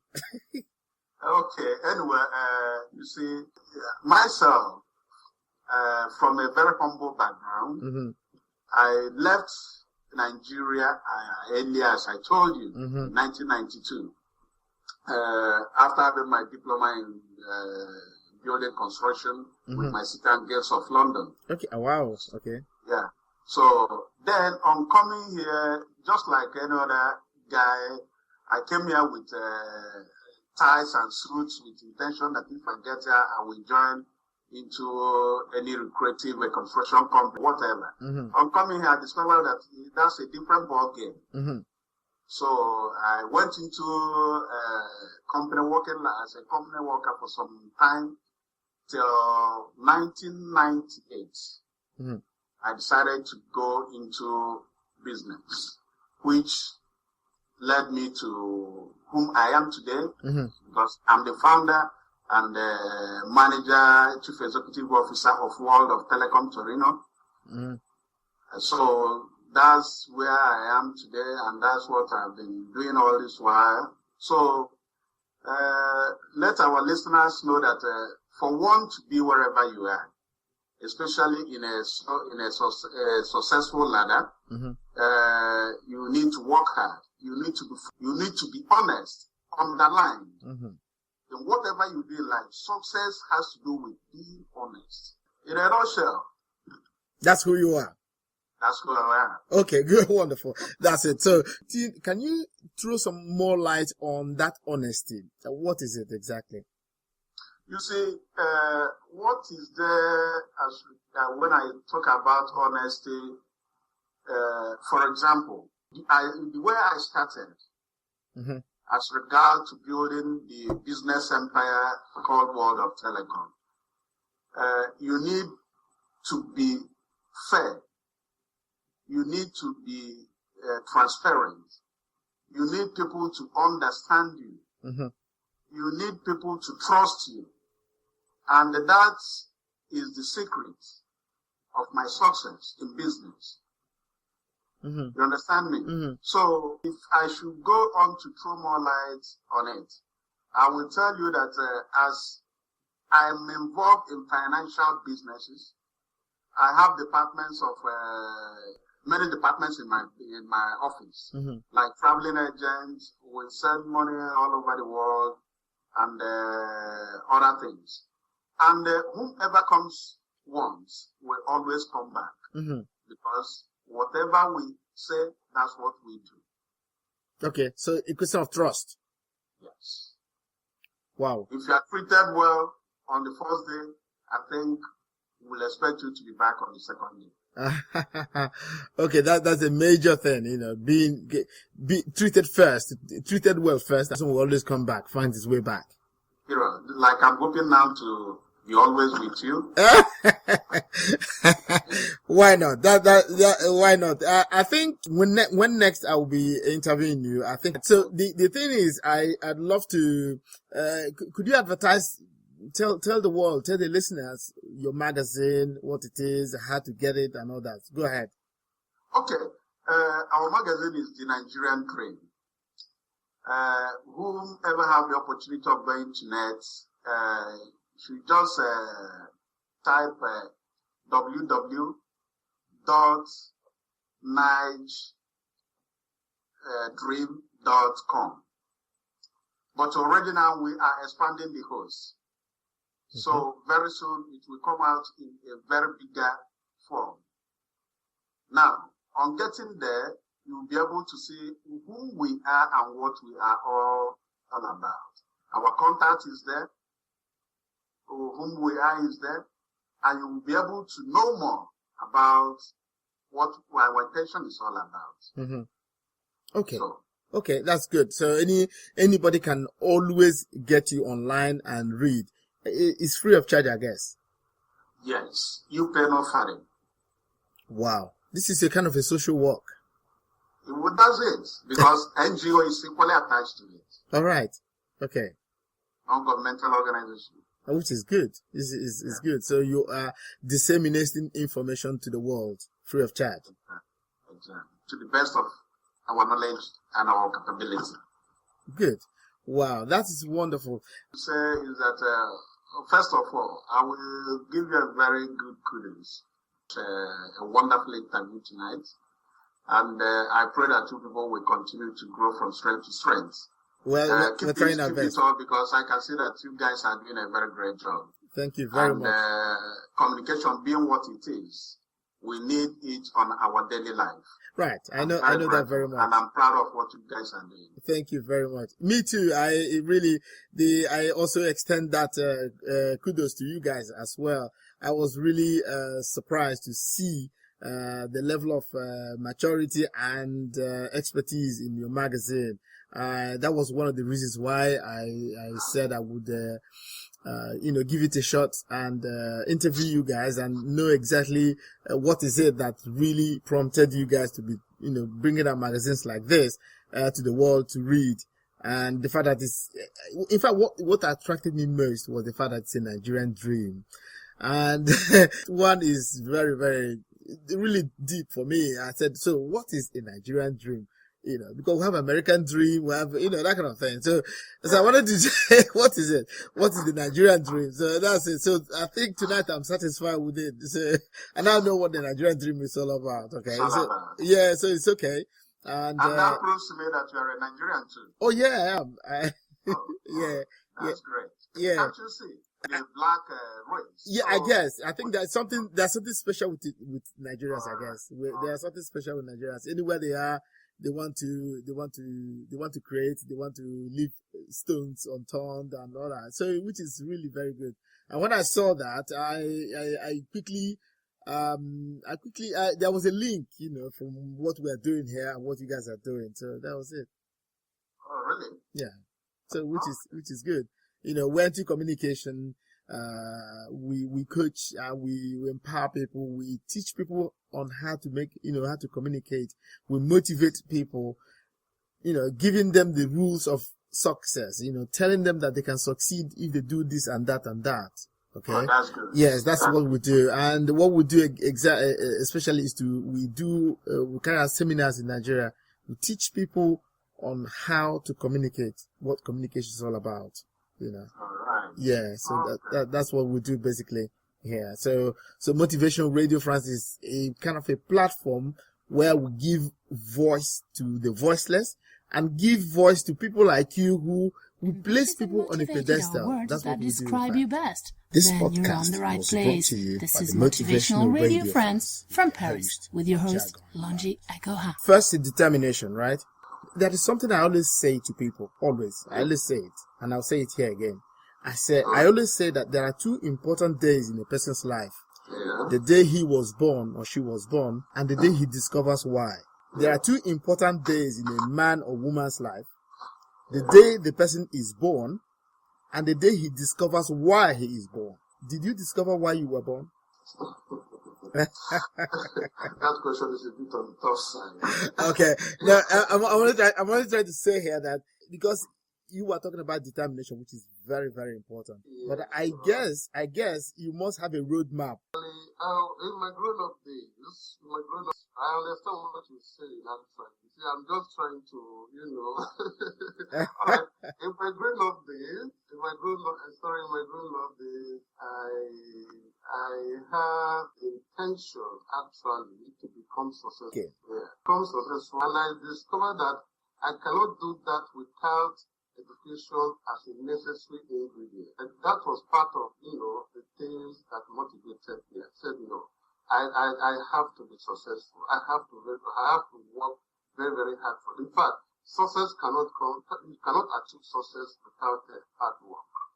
Despite the fact that, I have a very, very poor background. My mother was just a petty trader, while my father was just, a farmer and a peasant farmer, not just a peasant farmer. So I saw the need to go to school. I just wanted to conquer poverty. I'm not saying I'm rich as a matter of fact, but I just decided that I want to go to school, and I became strongly determined to pursue it. And eventually, of all odds, in spite of all impediments, I broke my way through just to ensure that I get that formal education, which I did. That's all. Okay. Now we know you better now because of the fact that you always talking about determination, which is very, very essential for any successful living or any success in life. You have to be determined to get to the last point, because I believe there's one thing to know something, and the next is to be determined and agree to pay a price, because there's always a price to be paid for anything. This is wonderful. The thing is, I always ask people, do you think there's something nice in suffering? There is something nice in suffering? Yes. Do we learn anything when we suffer? Yeah, you see, people that I know, children that are born with a silver spoon, okay? Yes.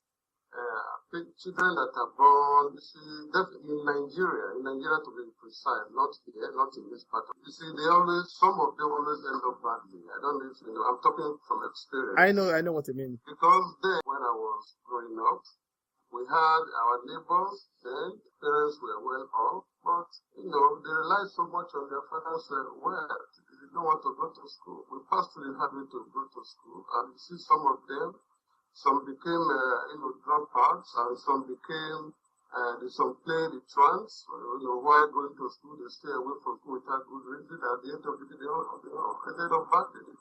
Some became university dropouts, some became primary school. So maybe because they think their father, their father army, and they rely so much on their father's word that, even if my father dies, I'm going to. Like I remember, one of my friends used to say those days that before he clocks 25 years old, he'd be driving a Mercedes Benz. But now, this same guy, I think, does not do anything today. He's there, in the village. But in spite of his mother's word, in spite of his father's word, today, I'm nothing to show for it. So, and his father has died, his mother has died. So what is he now? Where is he? He's there, okay, in the village. I'm not doing anything. So what I'm trying to say in essence is that, you see, we went through life a very, very hard way. Success can only be achieved by dint of hard work. This is what I believe, and this is my advice to everyone. Okay. That you have to work very, very hard in order to achieve success. Wonderful. Wow. There is no success without hard work. Okay. That's it. So you are trying to tell the world, you are trying to tell our listeners that your magazine did not just fly in from heaven. You sat down to do it. Now, okay, we don't live in Italy, and lots of our listeners live everywhere. So you are trying to tell us that if we want to get through to your magazine, can you give us the name of your magazine again, please? The Nigerian Dream. The Nigerian Dream. So if you go to Google, you type Nigerian Dream, you get the magazine. Sure. Okay. Is it a monthly? Is it a weekly? Just give us the story. The hard copies for now are going to be bi-monthly. Okay. While the online thing is 247. Yeah, it's 24 hours in a day and 7 times in a week. Anytime you log in, we're always there. Okay. The articles. How do you get the articles? Do you write them? Do you do articles? Or how is it? Yeah, you see, we decided to retain the services of freelancers all over the world, and we have our correspondents here in Europe, in the Oceania, in America, in South America, in the Far East, even in the Middle East. We have our correspondents are everywhere. Correspondents are everywhere. And sometimes I choose a topic myself and write and publish. That's all we do. But of course, we have reporters from all over the world. We have correspondents. We have freelancers too. And we make sure that we retain the services of this class of people. Okay. So that's how you get your news. Yeah. And somehow you have freelancers also in Nigeria to give you information. Sure. Okay. Sure. Yeah. All right. That's wonderful. It's very wonderful to know that there are inspiring Nigerians everywhere in the world who are trying to make names for themselves and for the country as a whole, which is very, very good. The thing is very positive because of the fact that you are kind of blazing the trail. Young people listening to us today would or should know that it is possible. I think that's the message you're trying to send. Yeah, exactly. That it's possible to achieve your dream, your life dream, based on being determined. You have to be determined to do it. They work towards it, and hard work. Really hard work. Yeah. Wow. Okay, so I'd like to know: is this magazine mainly for people outside Nigeria, for diaspora, or is it for every Nigerian and every African or any person in the world? Because since it is very, very specific Nigerian dream, are you anybody who's not a Nigerian?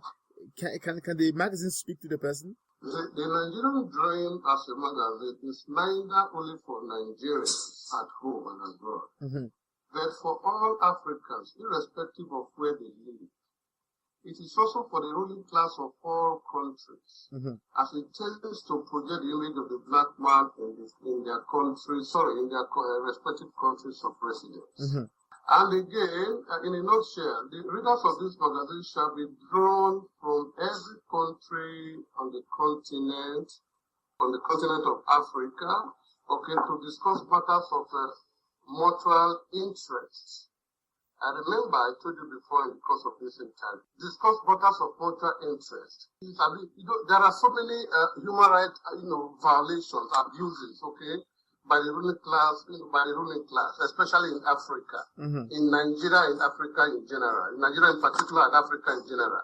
You see, although our main focus is on Nigeria. You understand? And that does not mean we are not unmindful of what is happening in other parts of the continent. No. Of course, we are interested in, we're interested in knowing what is happening in Ghana. We're interested in knowing what is happening in South Africa. We want to know what is happening in the neighboring Benin Republic. We want to know what is happening in Togo. We want to know what is happening in Mali. So the fact is that we tend to draw our readers not only from Nigeria, but from every part of the continent. Okay. Do you understand? Regarding human rights abuses, violations, and again, on the spot assessment of events, situations of current affairs on every part of the continent, with a view to effecting lasting social reform. Of course, we are going to comment on events. We are going to write. Whenever you report anything to us, whenever you say, there was bombing in Abuja today, there was bombing in the other one, the siege that happened in the shopping mall in Kenya. Of course, we're interested. We're interested in all these stories. Of course, how can these things be avoided? Okay. If we report it, so how can it be avoided? We will criticize constructively. Okay. Constructively in inverted commas. Mm-hmm. Okay. We do not just criticize maliciously, no, or to bring down any government, no. We criticize constructively. Okay. Oh, this thing is supposed to be so. This government policy is bad. This is how it is supposed to be. So if I say constructively in inverted commas, you know what I'm talking about. Sure. So that is that. Okay. So this is a very wonderful service you're giving to the world, Africans in particular. Really, I guess it's very, very positive because of the fact that you have taken it upon yourself. Now, how do you get funded? Yeah.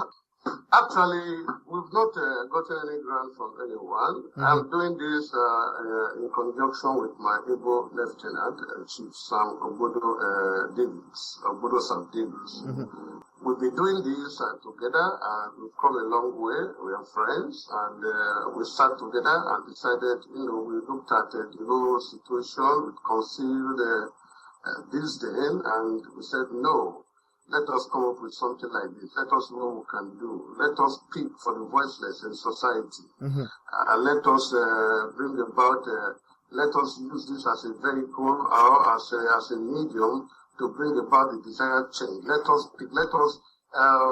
educate the inquiring mind. So we sat down, we had this, after extensive consultations and discussions, we decided to come. Of course, we'll be doing the funding and all. We've not gotten any grant from government, we've not gotten any grant from individuals or philanthropists or from philanthropic organizations. No, we'll be doing this from our own pocket. Okay, which is also, you see, this is another very wonderful thing. It's like you're giving a service. You're almost like Mother Teresa here because of the fact that it's a selfless service. You're trying to help you giving voice to the voiceless. Yeah. All right. I mean, it's like, I am almost like agreeing what you're saying, because my view, what we do on Motivational Radio France is also to give voice, put people on a pedestal. That's what we try to give voice to people. Okay. And I think we're almost going the same direction, maybe a little bit different, but we are trying to bring service to people, which is very important. It's such a wonderful, I'm so delighted to be talking to you because of the fact that, you are doing something very, very concrete. It can be seen. Somebody can go online and get it. And you're telling us that the hardcover is coming up very soon, which is very wonderful. So the distribution, is it going to be Europe-wide, worldwide, Africa-wide, or Nigeria-wide? What is it? Yeah, we've made a contact with major airlines like Lufthansa, Alitalia, KLM, and in fact all major airlines in Europe. We've made contacts with them, and they're going to be helping us in the distribution. So Air France is there for us, and we've made contact with Air France. Mm-hmm. We've made contact with Lufthansa, German Airlines. We've made contact with AZ Alitalia, and we've contacted Delta Airlines. That will be taking it to the US, and Emirates. Will help us. With the Middle East, and that's all. So we've made contact, and Chief Obodo Sam Davis is, coincidentally Italian, dual national. He's Italian at the same time he's Nigerian. So, and his presence here facilitated everything. He's been very, very, very supportive. Of course, he's the Vice President of the Nigerian team, who you'll be speaking to before long. Okay. On the short one, yeah. Okay, very wonderful. It's been nice, really seriously talking to you, because it's very, very important to really hear your story. And I guess when our listeners must have heard your story and the story of the Nigerian dream, a lot of Nigerians will know the Nigerian dream. I didn't know it before. Now I know. And the little I've seen on the website, it's really very, very interesting to read such articles you write on the Nigerian dream, which is really very good. Okay. Yes. Keep on the good job. This podcast was brought to you by the Motivational Radio Friends from Paris with your host, Longi Agoha. Hello, ladies and gentlemen. Thank you very much for being there. And today I am also privileged again to be bringing you one of foremost Nigerian speakers and business trainer who is called Busayo Ogumade. Hello, Busayo. Hello. Hello. How are you today? Very fine. It's my pleasure. All right. So today you're going to speak to us about what personal success is all about. So what is personal success? And you see, because of the elusive nature of the word success itself, it might be very difficult for a large number of people to agree on a particular definition for success, because what Mr. A calls success might be different from what another person will call success. So because of the context of this interview, we need to just agree on something. All right. So what I'm going to say now, to avoid that definitional error, I'll call success a state of continuous progress in what you are doing. Success, to me, I'll call success a situation whereby you are moving in the positive direction towards your goals and aspiration in life. Tomorrow is better than the achievement you achieved today. What you have achieved today, you can call that success. So when you are moving towards your set goals in life, when every day brings a positive difference, and you call that success. So I'll call that success. Okay, success is a continuous improvement in whatever you're doing. Exactly. A state where every day brings a higher level of progress, moving you towards your desires and aspirations in life. So you are saying this because, by and large, the person must have known exactly what he or she wants to achieve in life. Exactly. Okay, let us assume that the person doesn't know. What happens? When you don't know when you don't know what you want in life, everything will look like it. So the starting point for any man, the starting point success in any area of life is you need to define what exactly you want. Now, if I'm going to a marital union now, if I don't know what I'm looking for in that marriage, there's bound to be trouble. If I'm in a football competition now and I don't know why I'm doing that, why I'm there'll be trouble. So you need to define exactly what you want. So the starting point for any worthwhile journey in life is to define what exactly you want to do. That first definition is the key to the success itself. Very, very pivotal. It's very, very important. Now, do you have any rules or any way somebody can use to identify or define these rules? Do you have a way or something? A way to get to that. You're talking about definition of where you're going to? Yes, that's personal success, because I agree now that if you don't know where you're going to, anywhere leads to the place, isn't it? But if you know exactly where you're going to, then you can only choose the direction that takes you to the place. But if for any reason you don't know, do you have a way of telling somebody to how to define those rules? If I don't want to be quoted out of context, I would say every rational human being wants a life that is befitting. Every rational human being wants to live a life that is worthy of example. Everybody loves to be loved. Everybody wants to be spoken well of. So now, going back to subject of discussion, talking about success. Now, if you really want to be successful in life, there are 5 different steps that I think will be very, very important to any man who wants to be successful in life. Okay. You need, number 1, you have to be visionary in your outlook. What do I mean by that? Going back to the first statement I made the other time, I said you need to know where you want to go in life. Mm-hmm. You need to know what exactly you want for yourself. Now, if you're running a business, you need to know exactly why you are in that business, and you need to ascertain what the business is set to achieve. So now, what I'm not saying is, the first step is you need to be visionary in your outlook. When I say vision talks about a mental view of where you want to get. The other time I said, if you don't know where you are going in life, everywhere will look like it. That's right. But when you know exactly what you want, other options might be coming your way, but you know that this is not what I want, where I'm going to. Mm-hmm. So the number 1 step is, 1, you need to be visionary in your outlook. You need to know exactly what you're looking for. You need to know what you want to do. You need to know where you are going. So that takes me to the second step. Okay. Now you know where you're going. The second step is you need to choose a model. When I say choosing a model, I mean there's nothing you want to do in life. Check all areas of life. There's nothing you want to do that somebody has not done before. Sure. Check out somebody who has done what you are planning to do. like I keep saying in all my talk, I said there are no new things on the earth. There are only new people. There is nowhere you want to go that somebody somewhere has not gone before.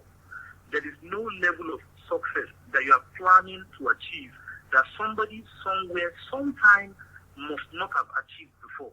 So if you are smart enough, if you want to go to if you are going to a destination, somebody wisdom demands that you look for somebody who has been to that place before, and you check out the steps that fellow pursued to get to that destination. It will be easier for you to do like that. But if you want to start all over yourself, it will take you a whole lot of time. I'm not saying you can't get there without getting somebody that has been there before, but it will be easier for you. Like if I'm coming over to France now, it will be easier for me to get somebody who has traveled to France before. It will shorten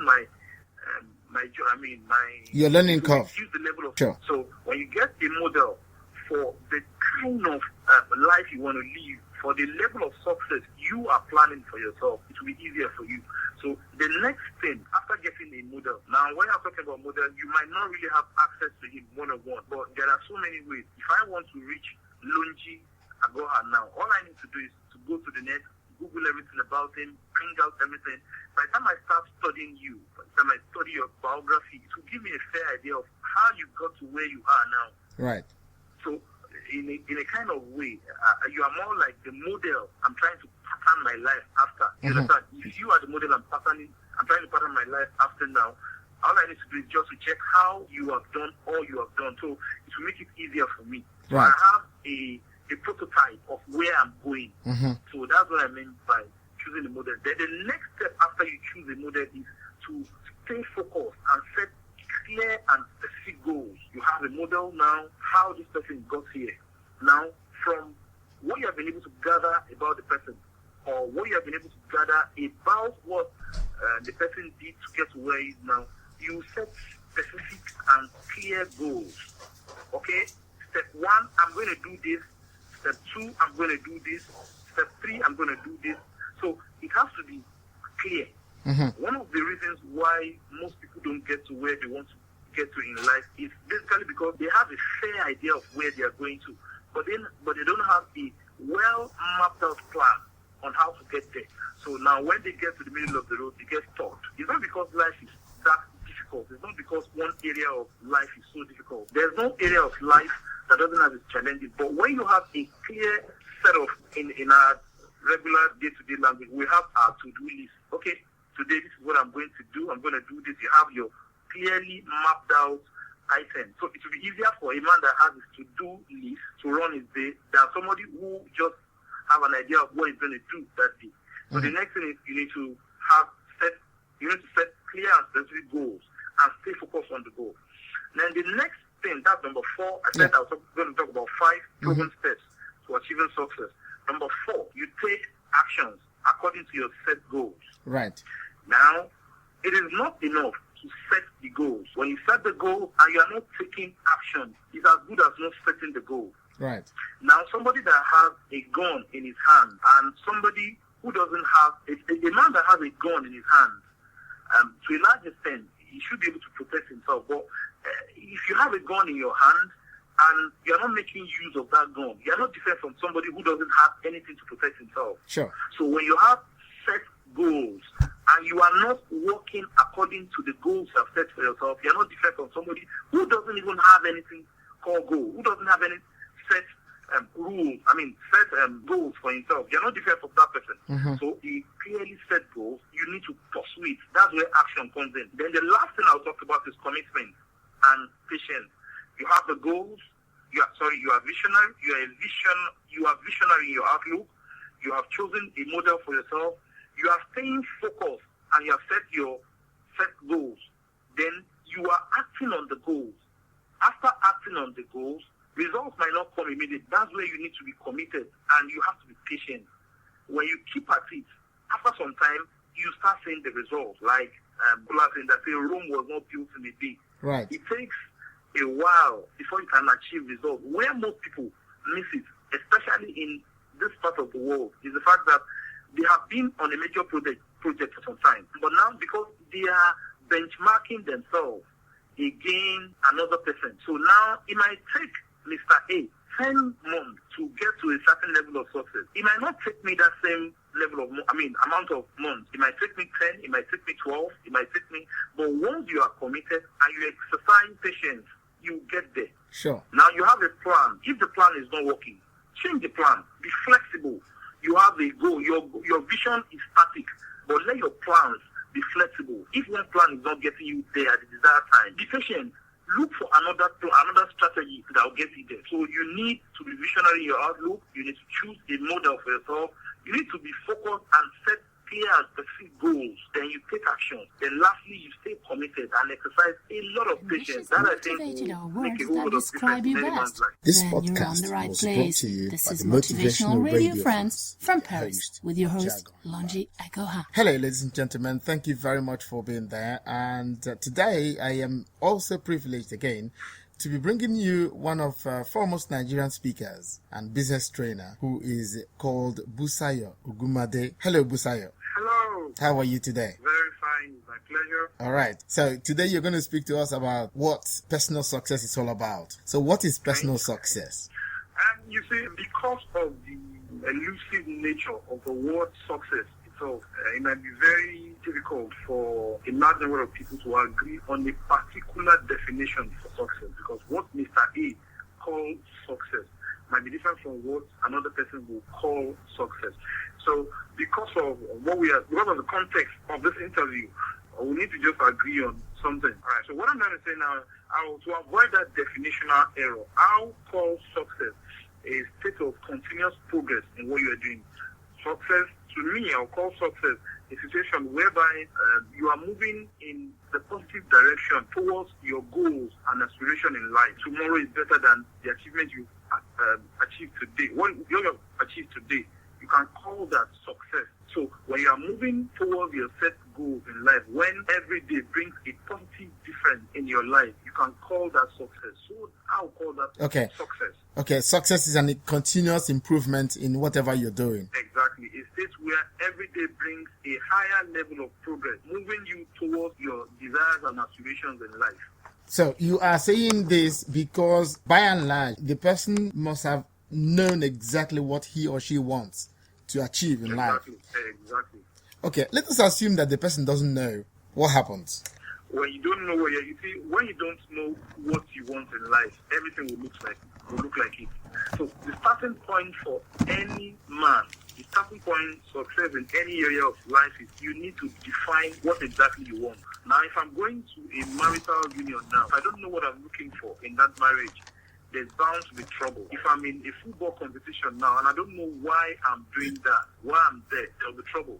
So you need to define exactly what you want. So the starting point for any worthwhile journey in life is to define what exactly you want to do. That first definition is the key to the success itself. Very, very pivotal. It's very, very important.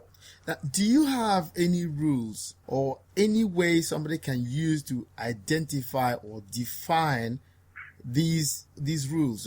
Do you have a way or something, a way to get to that? You're talking about definition of where you're going to? Yes, that's personal success, because I agree now that if you don't know where you're going to, anywhere leads to the place, isn't it? But if you know exactly where you're going to, then you can only choose the direction that takes you to the place. But if for any reason you don't know, do you have a way of telling somebody to how to define those rules?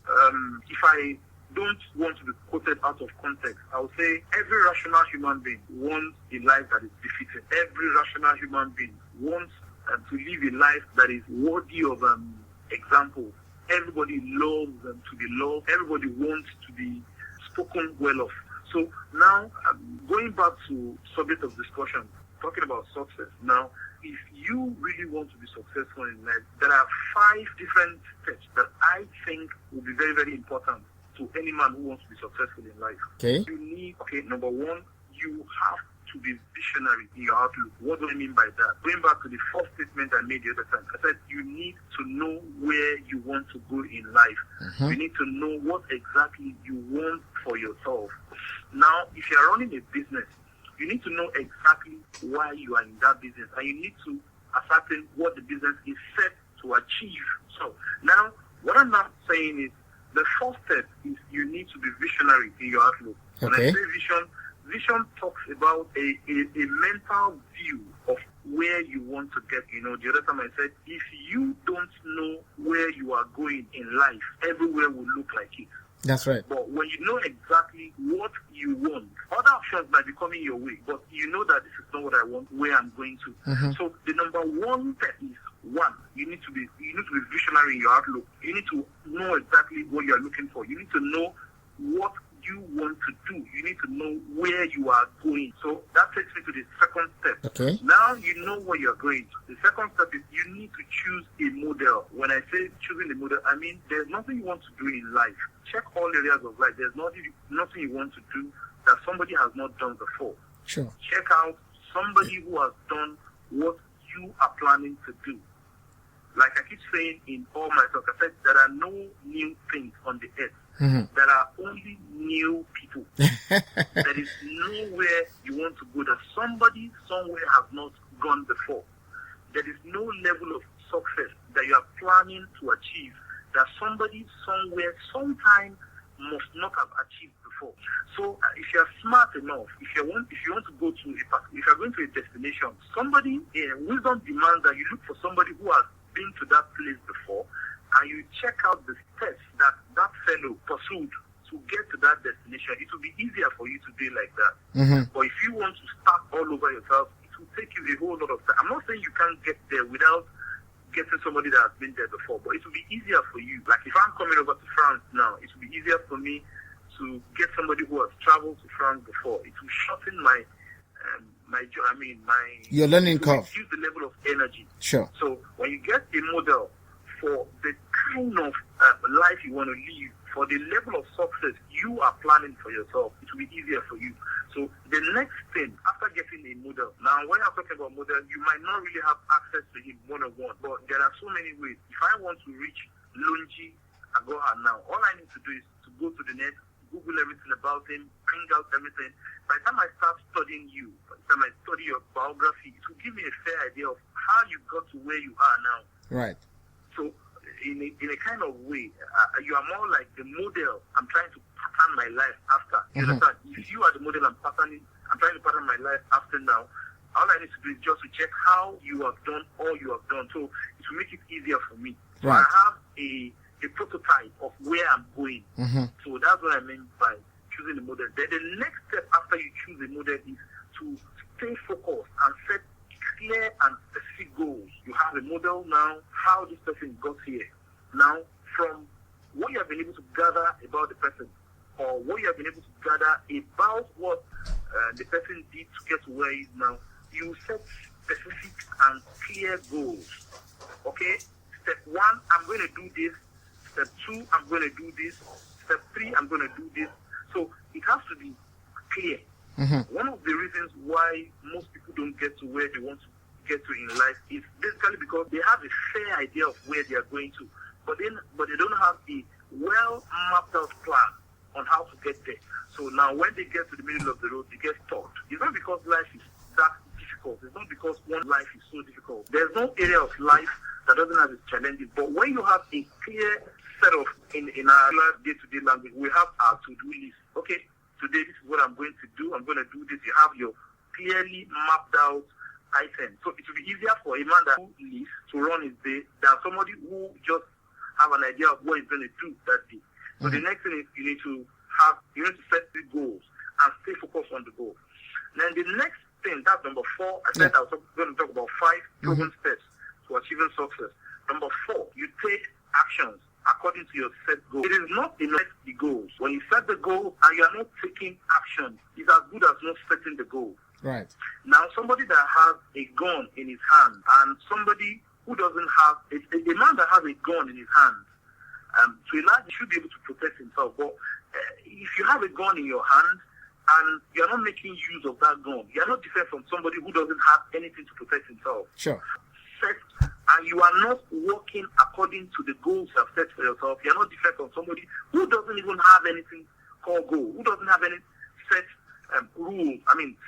goals for himself. You're not different from that person. So he clearly set goals. You need to pursue it. That's where action comes in. Then the last thing I'll talk about is commitment and patience. You have the goals. You are visionary. You are visionary in your outlook. You have chosen a model and you have set goals. Then you are acting on the goals. Results might not come immediately. That's where you need to be committed and you have to be patient. When you keep at it, after some time, you start seeing the results. Like people are saying that Rome was not built in a day. Right. It takes a while before you can achieve results. Where most people miss it, especially in this part of the world, is the fact that they have been on a major project for some time. But now, because they are benchmarking themselves against another person, so now it might take Mr. A 10 months to get to a certain level of success. It might not take me that same level of, amount of months. It might take me 10, it might take me 12, it might take me, but once you are committed and you exercise patience, you get there. Sure. Now you have the plan is not working. Change the plan. Be flexible. You have a goal. Your vision is static, but let your plans be flexible. If one plan is not getting you that time, be patient. Look for another strategy that will get you there. So you need to be visionary in your outlook. You need to choose a model for yourself. You need to be focused and set clear and specific goals. Then you take action. Then lastly, you stay committed and exercise a lot of patience. That I think will make a whole lot of difference in any man's life. This podcast was brought to you by the Motivational Radio Friends from Paris host, with your host, Jago. Longi Agoha. Ladies and gentlemen, thank you very much. Today, I am privileged to be talking to Faith Okrafo-Smart, who is in charge of Melkosh Mission International. Okay, and she is really helping war survivors in Sierra Leone, and she is going to tell us a little bit about her story. And so I would want to start by asking her, could you please briefly introduce yourself to our listeners? My name is Faith Okrafo-Smart, and I'm the founder of Melkosh Mission International, a charity birth, equip, educate, and empower female who lost their limbs during the 10-year war in Sierra Leone. We're also helping the dependents of the as they are vulnerable and in danger of being caught up in a vicious web of underclass if intervention is not taken. Okay, that is very nice for you to have gone into such venture. How did you come up with this kind of story? How do you want to help? What is it? Tell us exactly what prompted you to help. Well, my family were also affected by the war, besides my dad, because my siblings and my mom, we were here in the United Kingdom when the war broke up in Sierra Leone. Now, being that my dad was a member of parliament in Sierra Leone, he was a prime target of atrocities committed by the rebels. So the rebels had gone to the house, looted a house, beaten him to a pulp. For 3 months, we were not aware of where he was in Sierra Leone. And when, after 3 months, we got news that he was alive, at some point we were told that he had passed away. In fact, he had been killed by the rebels. Some people had seen him beaten to unconsciousness, tied to a tree, and we were told that he had been burnt alive because some of the people who were killed were burnt alive, died. He was tied to a tree. Yep. He was beaten to unconsciousness. Wow. They did pour petrol upon him and put a tire to his neck to light the torch. But then just at that nick of time, the Ecomog soldiers came and saved him. So he was whisked off to hospital in Lunge, that is one of the islands we have in Sierra Leone, where he was treated, and he was in and out of coma because he was also a hypertensive patient for even the war. So during that time, it was a very, very challenging time for our family, not knowing if he was alive or dead. That uncertainty alone was just a torture, going through that, the anxiety. So 2001, I went to Sierra Leone to see him because he'd had bouts of, heart attack, and I was told that if I didn't go to see him, I may never get to see my dad. So I took my family there, and upon getting there, I saw the destruction, the mass destruction in my country. I saw the human destruction. I saw the structural destruction. I saw the societal destruction. I knew that it's going to take decades to rebuild what had been destroyed in just 1 decade. Wow. So that gave you the power and the zeal to put your own touch into it. You want to really help reconstruct your country, at least the people. Definitely. Definitely, because your health is your wealth. That's right. We need the health, good health in the mindset. We need a good health in the emotional state. We need good health even in their physical beings. Now, a lot of people had their limbs cut off. Other people were raped before they had their limbs cut off. So we are not just dealing with people who have gone through physical abuse. We're also dealing with people who have gone through emotional abuse. Okay. Now, let me come back to what you said. You said you have to have the mindset. How did you get your own mindset? Well, I got my own mindset from my own story. I'd gone through a very challenging time in my life where I encountered prejudice within my marriage. And actually, to cut the story short, and my husband and I, we separated for a long time, and then we got divorced. And because of the prejudice that I've had, not even within my marriage, but even before the marriage, it got to a stage where at some point in my life, I was now questioning my own self-worth as a human being, my own self-worth as a woman. So when time came, when I came to realize I was actually in a conference where the Lord had given me, a word from the Bible in the book of Micah 4, where it says, in that day I will gather her that is lame and make her a remnant, that is cast out, a strong nation. Now, I know what it means to be cast out because I have been cast out too. Go to deal with people. You of yourself, your mindset has to be right. You need to have received a healing.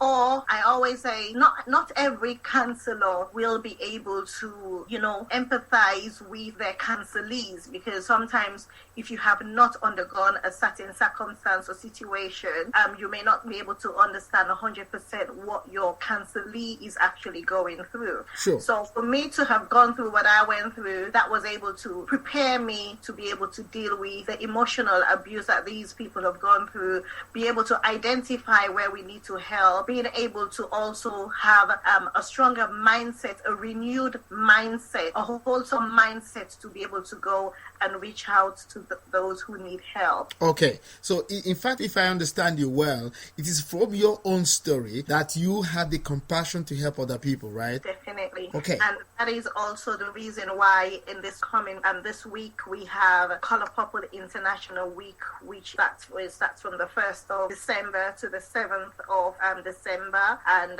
the Color Purple Week is actually inspired from the movie titled Color Purple. That is a movie that was done by Whoopi Goldberg and Oprah Winfrey. That's right. And these women depicted emotional abuse, they had domestic abuse. And I say I never went through domestic abuse, but I know what it means to go through an emotional one. Okay. So not necessarily from the spouse, but it could also be from maybe internal and external interferences as well within the home, within the family setting. So as a result, what we're doing in this week is actually to help mentor and support women who've gone through different types of abuse. I normally say the emotional abuse is even the worst one, because with the physical abuse you get to see the marks. It's easy for you to identify when somebody is actually going through a challenging time. But the emotional one is the quiet one, the hidden one. That's the most dangerous one, because a woman could be dressed from head to toe, nicely dressed, on point with her dressing, looking nice,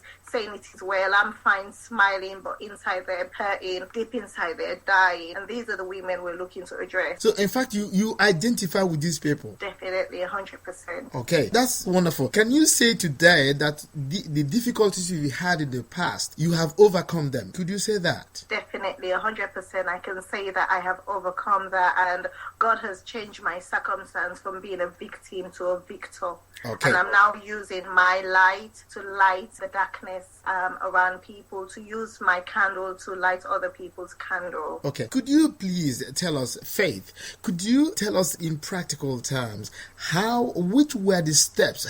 Which steps did you take? How did you do it? Because many of our listeners need practical examples. Could you give us one or two examples of what you did to conquer those difficulties you had in the past? Well, one of the few things I did, I actually went to church. I found God.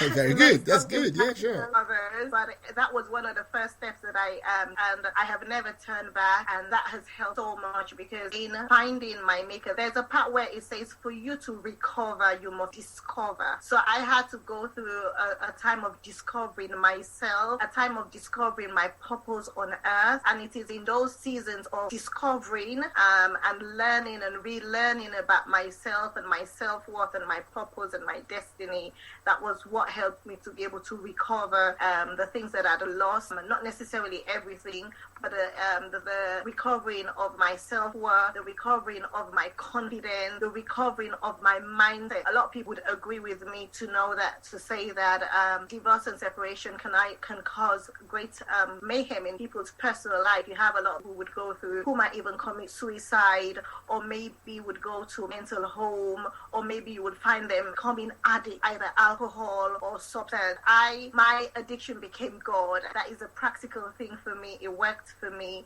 Not just that, I actually went and continued and got my education. And whilst I was studying, I was also able to basically, discover the hidden talent within me and use that for the benefit of those who are crying, who are saying, where will help come from? So let us say you are a living Messiah somehow. That's a strong one. I don't want to use the word Messiah. That's what it's Okay, now let me put it down a little bit. Now listen, because I like what you said. You said one thing. You said for you to recover, you have to discover, right? And so for you to recover, you discovered yourself. How did you discover that thing? Because you were trying to tell me that initially, before the time you were married, you didn't discover yourself, isn't it? Yes. When I was younger, they'd known that I'd wanted to do from a family. My dad being a member of parliament, when salary, he never reached salary. He would use his salary to feed the poor, the blind, the deaf, any person people with disabilities, So I grew up seeing the philanthropic work of my dad. My mom also was a medical, she still is, because, a doctor never stops being a doctor, right. Treating people for free. There are times people would come at the point of death, either through cholera or diarrhea, challenges that the person would be going through, critical illness, and they don't have money to pay. Now, my mom would not weigh money to a life. What she would do is treat the family and then try and see how they can raise money, So I grew up seeing my family helping a lot of people. So the seed had always been planted within me. Okay. Sorry? Right. So in fact, in one way, your divorce accelerated that seed that has been planted into you before. Yes, I would say that, yes. But if you were not divorced, would you have gone into charity? Yes, because I had... The truth of the matter is, the week that I had planned on having our first meeting, it was meant to be on a Friday, and my ex-husband moved out of the house on the Monday. So I had, prior to the divorce and the challenges that I'd gone through, I was planning to set up a mini social security system within the UK where people who in the diaspora would sponsor at least one family affected by war. That had been my initial plan. But of course, when I went through my own personal problems, everything went to the back burner from 2 years. But the funny thing was that I would go to church and a man of God would come and tell me that you've got something that you need to do for God. Go and pray and find your destiny. Go and pray and find your God-given identity. And after going through all of that for a while, I actually went through a time of praying, seeking God, trying to discover my destiny. So I had actually, the seed had been there. I'd made a decision to make it, but to do charity work. But my personal challenges came, and I had to put that to the back burner for 2 years. So, okay. but I always say all things work together for good. I guess. Yeah, that's right. Yeah, sure. Yeah, I think your divorce brought the whole thing to the fore and made you to really discover yourself, because maybe during your marriage you didn't think it was very necessary for you to discover who you were exactly, and then your divorce made it more compelling for you to discover who you are, so that and then you are now the kind of woman you want to be today, isn't it? You are now expressing yourself in real terms. Well, I believe so. I believe that God allows us to go through certain fires in our life, or I would use the word challenges, to prune us, to refine us onto his glory, onto that which he wants us to do and to be. So there are certain times he will bring obstacles your way. They're not meant to break you, they're meant to make you. So it's all about your attitude towards life. If you have a good attitude and say, yes, challenges would come, but the challenges would not kill me, I will overcome. When you have the overcomer's attitude, you will reach a higher altitude in life. So right now, I am thankful that I went through what I went through, because God has given me a new story. God has given me a new life, and I am grateful, and it makes me fall in love with my maker every day. Wow, that's great. This is just the beginning. I can imagine. Could you say it was a blessing in disguise? I will say that now on hindsight, right. Having to look at my life now, I know that had I maybe still been married to my ex-husband, not that he's a monster, maybe I would have been too attached and not being able to do, of course, being a married person, you have to take care of the affairs of the home first. So that does not allow you to be able to commit to any, serious commitments such as charity.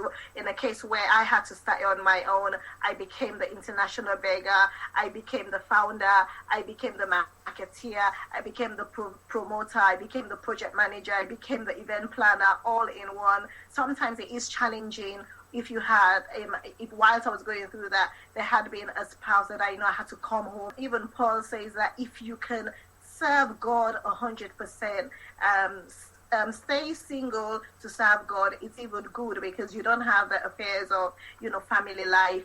And I'm not knocking down marriages. I support marriage, and I one day believe that I marry again. Okay. This season is to also to help people who have not, speaking about we and their children becoming prostitutes, because this is the female children, the female children of the amputees, both the male and female amputees. Now they go out there because their families are either the mother or the father, or even we have some families where the husband and the wife, both of them had their limbs cut off by rebels. Wow. Now these children, of course, the opportunity to have a good education and better prospects in life. So they, in other words, become breadwinners. Some of them become prostitutes so that they can put food on their table. Now we're trying to curb the social malaise in Sierra Leone. And, I am in this project the 9 whole years. I'm in and out of sea, and, see a great outcome come out of this. I'm looking 5 years from now. I want to see a turnaround, a turnaround progress in their life, a circumstance where these children can say 2-3 years ago, I was in this circumstance, now I've achieved so and so. I'm now helping. That's the reason why Melkosh means latter rain in Hebrew, where you have, before we had a latter rain of affliction, rain of torment, pain, but now we're believing God for a latter rain of rest, a latter rain of transformation, a latter rain of progress. This is great. You are painting a very grim picture, and you're making it hope, isn't it? There's hope at the end of the day. You're trying to tell us there's hope, even though the picture is very grim, because where small young ladies are, forced to prostitute to help their parents because their parents their limbs are cut. That's really very grim, isn't it? But one thing I would say is because, for example, we started our project in 2008. I did a mini project with one girl that we took on board. I personally sponsored her, and by the time I returned in 2010, she told me, I've actually finished my education, and we're now looking to assimilate her into our project so that she can now work within our organization. Now that for me was, sample or model to say that, we can change lives, we can restore through God. And my faith, and I do not see in what people just see in the physical. I see beyond the physical. I see greater things, greener pastures for these people. And I know that God is going to also back my faith and back my deeds. Faith without deeds is useless. You can't just have faith without actually actualizing and taking the actions. And this is why we're doing as much as we can with the Melkosh. We're executing our charitable activities. We go to Sierra Leone every year. We do our missions where this year we're actually going to Sierra Leone so that we can set up, an IT school, a supplementary school for the children of the amputees, so that we can give them much, good education, a better opportunity to be able to get jobs. And we are looking long term to be able to even have a vocational school for the amputees, so they themselves can also have meaningful lives. They wouldn't just be, people who are just being given handouts, but they would be at a point. I see them as they would not lend, but they would lend onto others. That's how I see it. This podcast was brought to you by the Motivational Radio Friends from Paris with your host, Lonji Agoha. Hello, dear listeners. Welcome again to our usual program on motivation and inspiration. And today, I am privileged to connect with one of America's top coaches, speaker trainer. His name is Guy Burns. He's from Virginia. He is the manager or the director of Success and Beyond. And I caught up with him today to ask him questions by present, positive, and productive. Hello, good morning, sir. Good morning, Lonji. Thank you. How are you? I am incredible. And yourself, sir? I'm trying to survive. It's okay. So, tell us, many listeners would like to know exactly what you mean by present, positive, and productive. What is it, sir? I believe that all of success in life will happen when three things overlap. And they're all things that we get to make decisions on. You can imagine three circles that overlap, maybe two next to each other and one right below them. And where those three overlap, that is kind of our sweet spot of success. So let me explain what I mean by those 3 points that I brought up. Okay. In the upper left circle might be the word present. And I kind of have three subtopics when I think about present. The first one is wherever we are in our lives, we should be committed to. If I've decided to take a certain profession, a certain vocation, if I've decided to be in a certain relationship, I need to be committed to that. Your listeners may know somebody who seems to go from job to job to job and relationship to relationship to relationship. Now, of course, it's always the other person's fault. It's always the company's fault that didn't stay there. They weren't a good company. It was always my manager's fault. They didn't treat me right. It was always my boyfriend's or girlfriend's fault that, something is going on outside of ourselves. I suggest that one of the most important decisions we can ever make in our life is to be committed. Whatever we decide to do, we need to make the decision that I am going to do this. I am going to see it through. Job, we should tell ourselves the job, there are probably going to be some things that I don't like about this job. There may be some things that I have to do on some days that I just actually really don't want to do. That's why it's called a job. That's why they pay us. Mm-hmm. If we were sitting at the beach with our feet up eating bonbons and drinking wine, then nobody would pay us for it. Same thing in our relationship. Relationships are hard. We have to make commitments. We have to make sacrifices sometimes. So I absolutely believe that if people will put a commitment in, they do, and they will stay in it as long as they can until they decide it doesn't make sense anymore. Okay, so the first one is commitment, like you said. You've got to be committed. Whenever you take any decisions, you need to stay through, no matter what. Absolutely. Now, not no matter what. There are times when you do need to step away from a relationship that is not healthy. Mm-hmm. So I in something that is not healthy, but I say when you be committed to make it work, and all the time that you're in that relationship, give it your very best until the moment that you say, this job, this relationship, this decision was not a good decision, and I need to move forward. So don't stay in it no matter what, but as long as you're in it, be in it, the whole committed to it until you say, I have enough facts now, it's time to move on. Okay, so that's very, very clear. That reminds me of everyday decisions we take, or we make decisions every day to change or improve or do something very different from our lives. The thing is, for you to be present, I guess, you need to really be committed, like you said, be committed 100%. Is it more than that or less than that? It is that. How would I really know that, yes, this is the right thing I'm doing at the right moment? This suits me. I suggest that the way that we do that is we kind of plan. We have to know where we want to go in life. Yeah. One of my favorite statements is to say, if you don't know where you're going, you're probably going to get there. That's right. If you don't know where you're going. So once you make a decision that this is the right road for me, whether it is vocational, whether it is relationship, whatever it is in your life, make that commitment. and then move forward. Now, I suggest the second point under present. So we have three points we're talking about today: present, positive, and productive. Yes, the positive one now. Yeah. Next one, time. All right. You may have heard the statement that it says 90% of life is showing up. That's right. I suggest 90% of life is showing up. Uh-huh. It is very disrespectful, people. If you tell people that you will be someplace at a certain time, whether it's professionally or personally, it is disrespect. You actually honor that other person and make it harder for you to advance in that relationship, whether it's professional, whether it's personal, whether it's with family. You may have known somebody, or you may know somebody today, that if you want them to be at your house at 6 o'clock for dinner, you better tell them 4:30. We've all probably known somebody like that. Yeah, sure.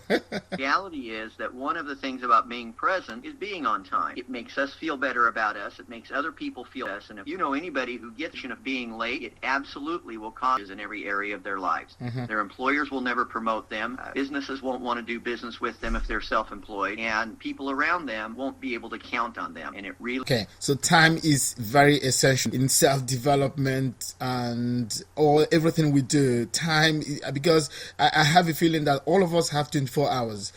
Those who succeed are those who use their time very well. Do you confirm that? Absolutely. In fact, I break it down to even less than, or I break it down in a different way than 20. There are 86,400 seconds every day. Mm-hmm. So at midnight, we get into our time account. We have a deposit of 86,400 seconds. If we make it to midnight the next night, we get to use all those 86,400 seconds. At the end of the day, and we say, how did I spend my time? And what's interesting to me is people will waste time on something that has no value. For example, complaining. I was talking to somebody the other day. I happen to be in London right now. I travel all over the world doing coaching and business coaching and speaker. Working with a business a couple of days ago, mm-hmm. and I was training their sales team. And when I brought up the point of time, he goes, well, yeah, but I'm a salesperson and I get in traffic. And if you've ever been on the M25, which is they call it the London Orbital parking lot here. That's in London. right. I've been on it here one time. It was very horrible. Yeah. and he said, you just there's no way, and wah, and he just started going on and on and on about how bad traffic was. And I thought, well, I can take 2 points away from this. And since I was the presenter, I had the opportunity to ask the group. I said, let's talk through what this gentleman just discussed now. Number one, he says it's hard for him to be on time because of traffic. Okay. Guess what? The M25 has traffic. You know there's going to be traffic on the M25? Yeah. So if you know that, you have a couple of choices. One, go a different way. Or two, plan for it. Every single day, every time I've been on the M25, between o'clock at night, 2 hours. It's not a surprise. But number two, and maybe more importantly, is the fact that he was complaining about the traffic. Not only do we get 86,400 seconds every day, we also get some amount of energy every day. Maybe that amount of energy is 100 energy bucks. If we spend those energy bucks wisely, we will move farther forward in our lives. Mm-hmm. If we spend poorly, just like if we spend our time poorly, then we will be held back. So anytime I complain about something, I immediately stop and say, is there anything I can do about it? If it has to do with me, or if it has to do with something in my organization I have control over or influence over, then I will go ahead and do something about it. If I can't do anything about it, traffic, weather, anything that's outside of myself, global economy, I refuse to complain about the global economy. I hear people doing it all the time, and they give away their power. So be on time and use your time wisely. That would be the second point under present. Okay, that's wonderful. In fact, if I have to maybe add one or two things, I've always believed in my life that anything I can't change, that is the nature, for example, if it rains a lot, if it snows a lot, if something that is natural that I can't change, then I wouldn't do anything about it. I would just take it along with me. Because if you keep on complaining, you're just wasting your time, right? So just to add up to what you said, if I can't change anything, I take it on like that. Absolutely, because why complain about something? You just wasted some of your 86,400 seconds complaining about traffic, complaining about the weather, complaining about anything that we can't do anything about. So that's a great point, Longi. It's an absolute waste of time, so don't do it anymore. Oh. Third point under present is be here. Be here. Be here, right. What I mean by that is wherever you are, be here. When you're at work, don't bring home with you, or don't bring work home with you. It's almost like if you walk through, when you go to the airport, you know, they have all the scanners and the detectors and everything. That's right. What they're trying to do is to keep dangerous things out of the airplane. I suggest you do the same thing with your life. When you walk through your front door at night, you leave all of the dangerous things that happen to you that day at work. Don't take them home and smear them on your family. When you go to work and you walk through the front door of your office, it's the same thing. Imagine that that's a scanner, and it looks to make sure you don't be dangerous with a challenge with your spouse, your boyfriend, your girlfriend, your husband, your wife, a wife and a girlfriend. That would be a bad thing too. Yes, dangerous combination, right? That's really bad. Yeah, that's one thing I recommend you don't do. Okay. But when you're at work, when you're on the stage as a speaker, be here. No matter where you are, be where you are, and let everything else go. As you walk into that building that day, wherever it is, pretend that's a scanner, just like at the airport. And if it sees anything negative, it makes you before you walk in. The third point on being present is wherever you are, be here. There's a movie called Peaceful Warrior that I recommend people watch. I actually watched it on Netflix. It was very much on the past is the past. We can't do anything about it. And the future may or may not even happen. But all we have right now is the present. If we live in this moment, don't worry about things that have happened in the past. Don't put too much energy towards the future. We want to plan for it. But the mass majority of our energy needs to go in today where I am right now. Just be here. Okay. But I'd like to add one or two things.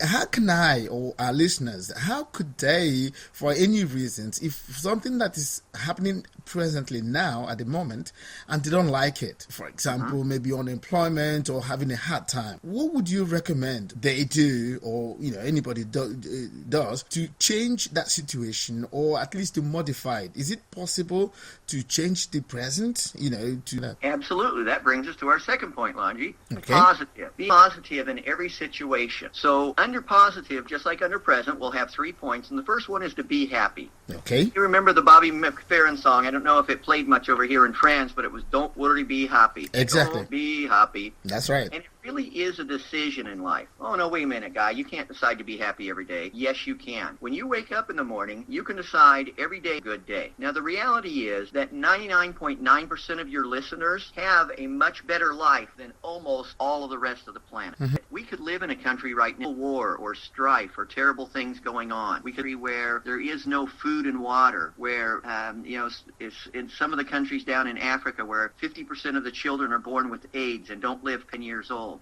We could live in countries that are just absolutely terrible. We could be homeless and on the street. We could have so many terrible things racking our body. We get up and all the time people around us are whining. Like you said, it's an absolute waste of your time. I flew from, I come to London every month. I live in Virginia, as you stated, and I come to London every month, and I usually go to several different countries throughout the area. I'm headed up to Scotland tonight. I was in Dublin last month. I was here. Next month I'm going to go over to Paris again. And I spend a lot of time just kind of watching and listening to people. Mm-hmm. I was on the flight from Charlotte, North Carolina to Heathrow last month, and we left about 30 minutes late. The plane got in late. They had to, swap the passengers, and so we got out about 30 minutes late. But our pilot came on board and said, we're leaving about a half hour late, but we should be able to make it up in the air.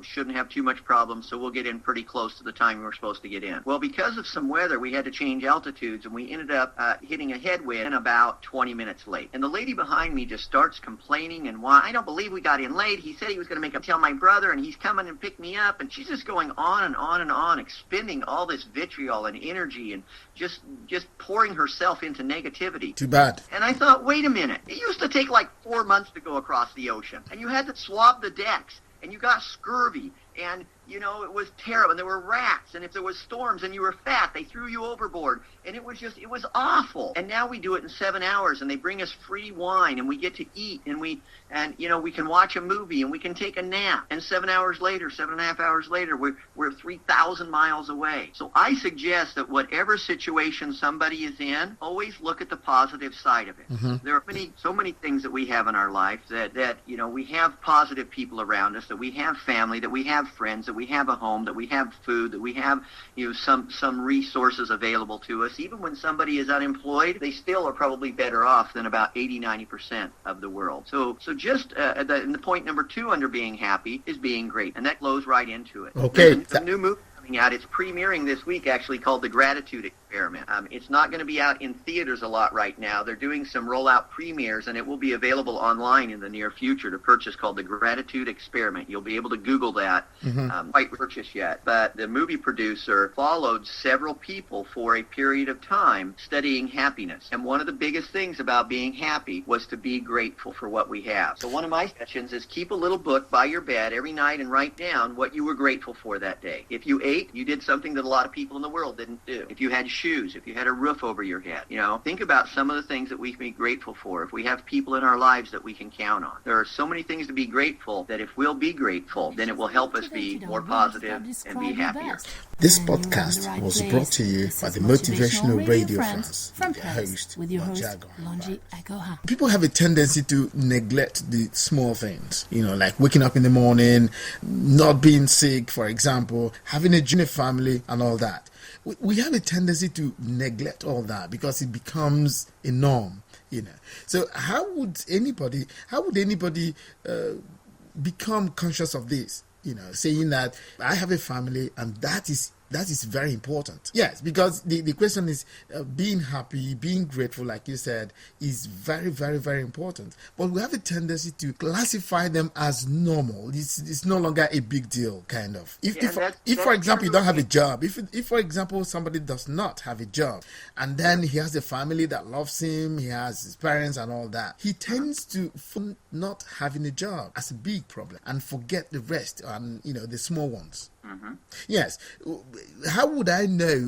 What is it that will make me conscious of being grateful so that I can say, oh, thank God, or I don't know, whatever anybody believes in, to be grateful about the small thing? There's a couple of ways you can do it. One is when you're doing your gratitude journal, as you start doing that, it will pull different things to mind. One thing that I suggest people do sometimes is have some cards and write things that they're grateful for, and carry those 3x5s with them. Maybe put a different one on your dashboard or down by your cup holder each day and look at it. I'm grateful that I still have my parents. See, I have neither one of my parents. So people sometimes complain and say, yeah, my mom was a pain the other day. She did this or did that. I said, I wish my mom could have done that. It puts things into perspective. So sometimes we're thankful for our siblings. We can be thankful for our children. We can be little 3x5 cards, maybe write one thing on it, and have a stack of 20, 30, 40 of those and carry them with you. Have some in your car, have some in your office, have some in your bedroom, whatever it is. And when you look at, remind you that the little things really are important. Okay. The all right. third one, they're positive, is to be giving. Give of yourself. Give more of yourself. Put more light into the world than you take out of the world. We all know people. In fact, one of my favorite statements is, I believe everybody brings room. Some when they enter and some when they leave.